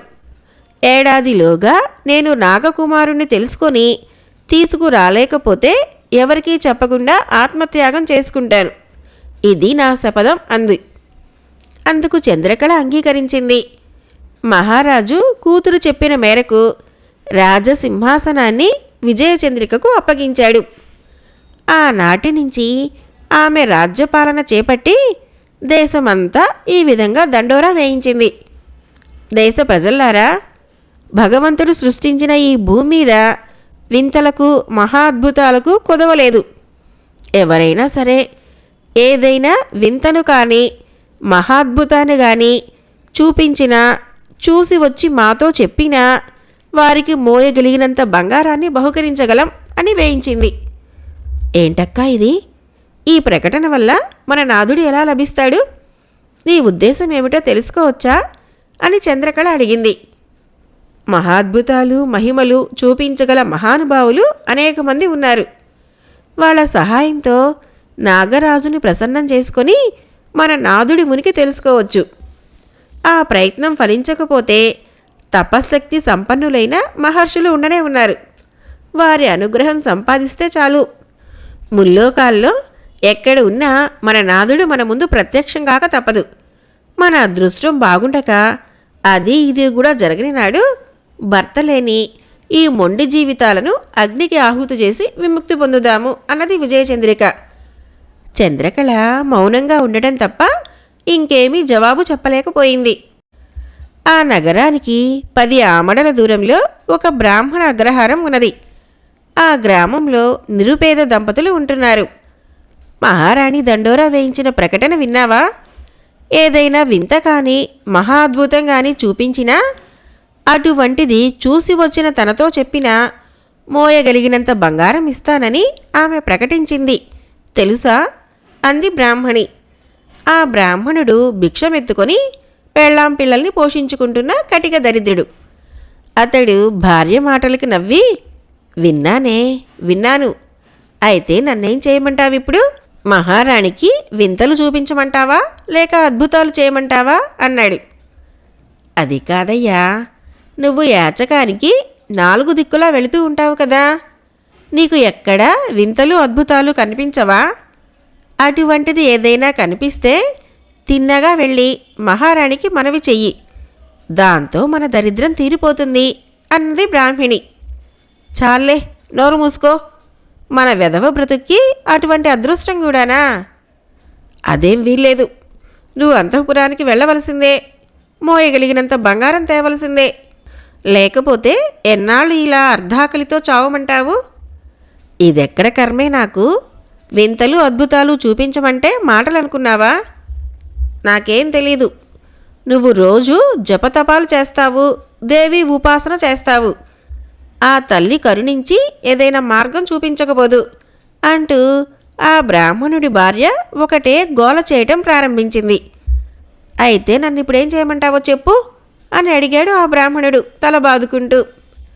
భర్త ఒప్పుకున్నందుకు ఆ అమాయకపు ఇల్లాలు ఎంతో సంతోషిస్తూ, మరేం లేదు, నువ్వు తిన్నగా కోటకు బయలుదేరి వెళ్ళు.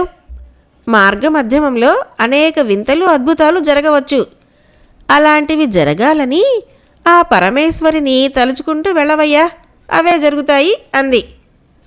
కర్మరా భగవంతుడా అనుకుంటూ బ్రాహ్మణుడు కోటకు బయలుదేరాడు. మార్గమధ్యమంలో తినటానికి బ్రాహ్మణుడి భార్య 2 రొట్టెలు చేసి ఇచ్చింది. బ్రాహ్మణుడు కాలినడకన బయలుదేరి మిట్ట మధ్యాహ్న సమయానికి ఓ నిర్జన ప్రదేశానికి చేరుకున్నాడు. అక్కడ ప్రవహించే నదిలో స్నానం చేసి ఒడ్డెక్కి వచ్చాడు. అక్కడ కళ్ళు మూసుకొని ధ్యాన నిష్ఠలో కూర్చున్నాడు. కొంతసేపు దేవి ఉపాసన కానిచ్చి కళ్ళు తెరిచాడు. రొట్టెలు తిందామని మూట విప్పాడు. అదే సమయంలో 2 ముదుసలి దంపతులు అక్కడికి నడవలేక నడుస్తూ వచ్చారు. బాబు, 2 రోజుల నుంచి భోజనం లేక పస్తులు ఉంటున్నాము. నడిచి చాలా అలసిపోయాము. తినడానికి ఏమైనా ఉంటే కొంచెం పెట్టు నాయనా అన్నారు వాళ్ళు. బ్రాహ్మణుడు వాళ్ళ ముఖం వంక చూసి ఎంతో జాలిపడ్డాడు. చేతిలో ఉన్న 2 రొట్టెలు వారికి చెరొకటి ఇచ్చేసి చేతులు దులుపుకున్నాడు. ఆ ముసలివాడు, అయ్యో పాపం, నీకు లేకుండా ఇచ్చేసామేం నాయనా, నీకు ఆకలి వేయదు అని అడిగాడు. పస్తులుండటం నాకు అలవాటేలేండి. పాపం, మీరు వయోవృద్ధులు. అందున 2 రోజుల నుంచి ఏమీ తినకుండా ప్రయాణం చేసి వస్తున్నారాయే. నా గురించి ఆలోచించకండి. సాయంత్రానికల్లా నేను నగరానికి చేరుకుంటాను. ఏ గృహస్థు ఇంటికి వెళ్ళినా అతిథి మర్యాద చేయకపోడు అన్నాడు బ్రాహ్మణుడు. ఆ ముసలి దంపతులు ఆవురావురుమంటూ రొట్టెలు తినేసి, నువ్వు 100 ఏళ్ళు చల్లగా వర్ధిల్లు నాయనా. ఏ పని మీద వెళ్తున్నావో ఆ పని నిర్విఘ్నంగా నెరవేరుతుంది. నీ ఆశ ఫలిస్తుంది అంటూ ఆశీర్వదించి తమ దాన తాము వెళ్ళిపోయారు. బ్రాహ్మణుడు నదిలోని నీళ్లు కడుపు నిండా పట్టించి ఎండ చల్లబడే వరకు చెట్టు నీడన విశ్రమించాడు. ఆ తర్వాత లేచి నెమ్మదిగా నగర దిక్కుగా ప్రయాణం సాగించాడు. చీకటి పడే వేళ అయ్యేసరికి అతడొక అరణ్య ప్రాంతానికి చేరుకున్నాడు. ఆ అరణ్య ప్రాంతం నుంచి బ్రాహ్మణుడి పాదాలు ముందుకి కదల్లేదు. ఎండగా ఉందని చెట్టు నీడన నిద్రపోకుండా ఉంటే ఈ పాటికి నగరం చేరుకుని ఉండేవాణ్ణి. 2-3 గంటలు ప్రయాణం చేస్తే కానీ నగరం చేరుకోలేను. ఈ అరణ్యం గుండా చీకట్లో ప్రయాణం చేస్తే పురుగు పుట్ర కరవచ్చు, లేదా ఏ క్రూర జంతువో ఎత్తుకుపోవచ్చు. అందుచేత తెల్లవారే వరకు ఏదైనా చెట్టు మీద పడుకొని తెల్లవారిన తర్వాత తిరిగి ఇంటికి పోతాను. ఉదయం నుంచి సాయంత్రం వరకు ప్రయాణం చేసిన ఏ ఒక్క వింత కానీ అద్భుతం కానీ కనిపించకపోయే ఇక మహారాణికి ఏం వినిపించను, ఏం చూపించను? నా బొంద, మా ఆవిడికి ఏదో సమాధానం చెప్పేస్తాను. ఇవాళ 4 ఇళ్ళు ముష్టెత్తుకున్నా ఎంచక్క కుంచెడు బియ్యమైనా దొరికేయి. కర్మ అనుకున్నాడు. ఆ తర్వాత బ్రాహ్మణుడు కనుమాపు చీకటిలో అటు ఇటు చూశాడు. అతడికి సమీపంగా పెద్ద వటవృక్షం కనిపించింది. అది శాఖోపశాఖలుగా విస్తరిల్లి పెద్ద బ్రహ్మరాక్షసి జడలు విరబోసుకున్నట్లుగా ఉంది. బ్రాహ్మణుడు వెనక ముందు ఆలోచించకుండా నెమ్మదిగా చెట్టెక్కి వెడల్పాటి కొమ్మను చూసుకొని దానిమీద మేను వాల్చాడు. రాత్రి మొదటి జాము దాటుతున్నదనగా చెట్టు క్రింద ఏదో అలికిడి కాగా బ్రాహ్మణుడు కళ్ళు తెరిచి క్రిందకు చూశాడు. చూస్తూనే కొయ్యబారిపోయాడు. అతడు చూస్తుండగానే నలుదిశల నుంచి 4 బ్రహ్మాండమైన పాములు ఆ ప్రదేశానికి వచ్చాయి. అలా వచ్చిన పాములు క్షణంలో మనుషులుగా మారిపోయారు. ఆ తర్వాత వాళ్ళు ఆ ప్రదేశం యావత్తూ క్షణాల మీద శుభ్రం చేశారు. నీళ్లు చల్లి ముగ్గులు పెట్టారు. వాళ్ళు తలుచుకోగానే పెద్ద ఆసనం ఒకటి చెట్టు కింద ప్రత్యక్షమైంది. వాళ్ళు రకరకాల పళ్ళు, ఫలహారాలు, పాలు తెచ్చి ఆ ప్రదేశంలో అక్కడ ఉంచి అంతర్ధానమయ్యారు. అది చూస్తూనే చెట్టు మీద కూర్చొని ఉన్న బ్రాహ్మణుడు భయంతో కొయ్యబారిపోయాడు. ఇంకేమి వింతలు విడ్డూరాలు జరగబోతాయోనని ప్రాణాలు ఉగ్గబట్టుకొని గుడ్లప్పగించి క్రిందకు చూస్తూ ఉండిపోయాడు. మరికొంతసేపు గడిచినాక బ్రాహ్మణుడు కూర్చున్న చెట్టుకు 4 దిశల నుంచి భయంకరంగా బుసలు కొట్టే శబ్దాలు వినిపించసాగాయి. ఆ తర్వాత రకరకాల పాములు చెరచెరా ప్రాక్కుంటూ చెట్టు క్రింద ఉన్న ఆసనం ఎదురుగా వచ్చి వంతులు తీరి చుట్టుకొని కూర్చున్నాయి. కొన్ని 100,000 ఉన్న పాముల్ని చూస్తూనే బ్రాహ్మణుడికి గొంతు తడారిపోయింది. అంతలో మరొక పెద్ద పాము బుసలు కొట్టుకుంటూ వచ్చి ఆసనం మీద కూర్చుంది. కూర్చుంటూనే పాము కాస్త మనిషి ఆకారంలోకి మారిపోయింది. ఆ దివ్య పురుషుడి నెత్తిమీద కిరీటము, శరీరం నిండా విలువైన ఆభరణాలు ఉన్నాయి. బహుశా అతడు నాగరాజై ఉంటాడు అనుకున్నాడు బ్రాహ్మణుడు. ఆ తర్వాత అక్కడి దివ్య పురుషుడు నాగులతో అనేక విషయాలు చర్చించాడు. నాగులలో నేరం చేసిన వాళ్ళు అనేక మంది ఉన్నారు. వాళ్లకు ఆ దివ్య పురుషుడు ఎన్నో శిక్షలు విధించాడు. అర్ధరాత్రి దాటే వరకు అక్కడ నాగుల సభ జరిగింది. ఈ రోజుకు సభ చాలిస్తున్నాను. మిగిలిన విషయాలు తిరిగి రేపు రాత్రికి చర్చించుకుందాము అన్నాడు ఆ దివ్య పురుషుడు. తర్వాత నాగుపాములన్నీ కలిసి విందు ఆరగించాయి. అటు పిమ్మట ఎక్కడి పాములక్కడే చెరచెరా ప్రాక్కుంటూ తలా ఒక దిక్కు వెళ్ళిపోయాయి. అవి వెళ్ళిపోగానే దివ్య పురుషుడు కూడా అంతర్ధానమైపోయాడు. అతనితో బాటే ఉన్నతాసనం కూడా మటుమాయమైంది. తిరిగి అక్కడ మామూలు పరిస్థితి నెలకొంది. అప్పటికి కానీ చెట్టు మీద కూర్చున్న బ్రాహ్మణుడికి ప్రాణం కుదుటపడలేదు. అయినా సరే అతడు రాత్రంతా నిద్రపోకుండా శవజాగరణ చేస్తూ తెల్లవార్లు కాలక్షేపం చేశాడు. పూర్తిగా తెల్లవారిన తర్వాత ఆ ప్రదేశంలో ఎక్కడా పాములు లేవని నిర్ధారణ చేసుకున్న పిదప నెమ్మదిగా చెట్టు దిగి క్రిందకి వచ్చాడు. అటు పిమ్మట వెనుదిరిగి చూడకుండా ఉరుకులు పరుగులుగా నగరాభిముఖంగా బయలుదేరాడు. మీరు చెబుతున్నది యథార్థమేనా? యథార్థమే అయితే అంతకు మించిన మహాద్భుతం మరొకటి ఉండదు. అయితే మీరా మహాద్భుతాన్ని నాకు చూపించాలి. నేనా వింతను కళ్ళారా చూసిన తర్వాతనే మీకు మోయగలిగినంత బంగారాన్ని ఇవ్వటం జరుగుతుంది. బ్రాహ్మణోత్తమా, మీరందుకు సిద్ధంగా ఉన్నారా అని అడిగింది విజయచంద్రిక. బ్రాహ్మణుడు చేతులు జోడించి, చూపించక తప్పదని మీరు ఆజ్ఞాపిస్తే అలాగే చూపిస్తాను, కానీ మీరా దృశ్యాన్ని చూడలేరు అన్నాడు. విజయచంద్రిక నవ్వి, బ్రాహ్మణులు మీరే చూడగలిగినప్పుడు క్షత్రియకాంతలు నేను చూడలేనా? మీరేం భయపడకండి, ఆ ప్రదేశానికి నన్ను తీసుకువెళ్ళండి అంది. ఆ సాయంత్రము బ్రాహ్మణుడు విజయచంద్రికను వెంటబెట్టుకొని అరణ్యంలోని వటవృక్షం చెంతకు తీసుకువచ్చాడు. ఇద్దరూ కలిసి చెట్టెక్కి గుబురు ఆకుల మధ్య నక్కి కూర్చున్నారు. రాత్రి మొదటి జాము గడిచింది. క్రితం రాత్రి బ్రాహ్మణుడు ఏ దృశ్యమైతే చూశాడో అదే దృశ్యాన్ని సంభ్రమాశ్చర్యాలతో విజయచంద్రిక చూసింది. అర్ధరాత్రి కావస్తుందనగా నాగుపాములన్నీ ఎక్కడివక్కడ వెళ్ళిపోయాయి. ఆ తర్వాత విజయచంద్రిక చెట్టు దిగి వచ్చింది. బిక్కుబిక్కుమంటూ బ్రాహ్మణుడు కూడా చెట్టు దిగి వచ్చాడు. ఆ మర్నాటి ఉదయాన్నే విజయచంద్రిక బ్రాహ్మణుడు మోయగలిగినంత బంగారాన్ని ఇచ్చి అతన్ని సాగనంపింది. ఆ మధ్యాహ్నము కొన్ని బళ్ల మీద సరుకులు వేసుకుని కొంతమంది భటుల్ని వెంటబెట్టుకొని అరణ్యంలోని వటవృక్షం దగ్గరికి వచ్చింది. తాను వచ్చేటప్పుడు చంద్రకళను తన వెంట తీసుకురావటం మాత్రం ఆమె మర్చిపోలేదు. అక్కడికి చేరుకున్న తర్వాత విజయచంద్రిక భటుల చేత ఆ ప్రదేశం యావత్తూ శుభ్రం చేయించింది.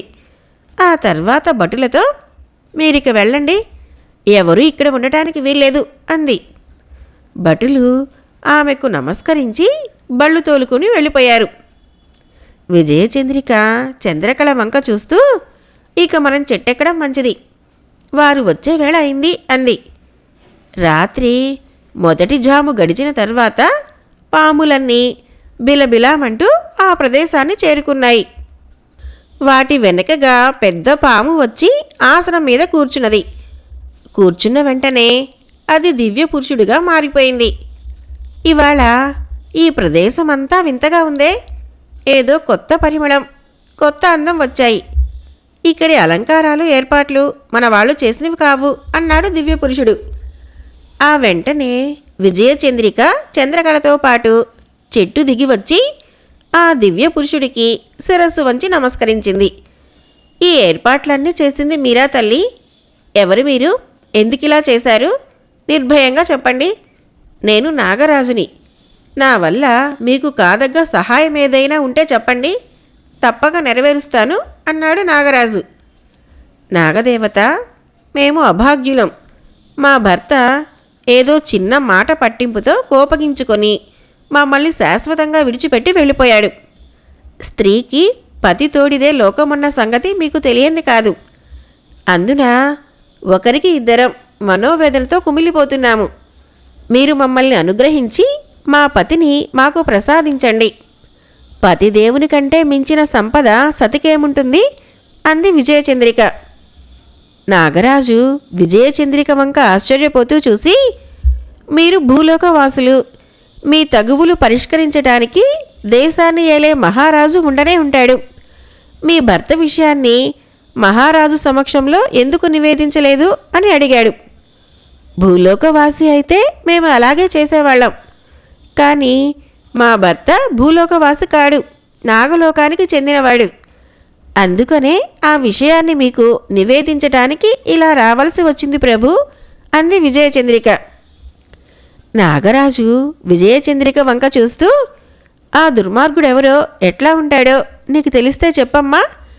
ఈ నాగుల్లో మీ పతిదేవుడెవరో గుర్తుపట్టగలవా అన్నాడు. విజయచంద్రిక సభలో ఉన్న నాగుల్ని పరీక్షగా చూసింది. అక్కడ ఉన్న పాములు వందల వేల సంఖ్యలో ఉన్నాయి. అందున అవన్నీ ఆకారంలో ఒకే మోస్తరుగా ఉన్నాయి. నేను గుర్తుపట్టలేను ప్రభు. మమ్మల్ని వివాహం చేసుకున్నప్పుడు ఆయన మానవాకారంలో ఉన్నాడు. ఆయన పేరు శంఖచూడు అంది విజయచంద్రిక. ఆ పేరు వింటూనే నాగరాజు కళ్ళెర్ర చేసి, శంఖచూడా, ఏమి నీ దురహంకారం? ఇంతసేపు వీళ్ళను చూస్తూ కూడా మూల నక్కి కూర్చున్నావా? ఇలా నా ముందుకు వచ్చి నిలబడు అంటూ గర్జించాడు. ఆ వెంటనే నల్లగా ఉన్న ఓ పాము చరచర పాక్కుంటూ నాగరాజు ముందుకొచ్చి ఆ తర్వాత మానవాకారాన్ని దాల్చింది. ఆ పురుషుణ్ణి చూస్తూనే విజయచంద్రిక ఆనందంతో, వీరే ప్రభు, మా పతిదేవులు అంది. ఏం శంఖచూడా, వీళ్ళు చెబుతున్నది నిజమేనా అన్నాడు నాగరాజు. శంఖచూడు జరిగిన వృత్తాంతం యావత్తూ చెప్పి, ప్రభు, నేనెంతో బ్రతిమిలాడాను, నా రహస్యం అడగవద్దని మొరపెట్టుకున్నాను.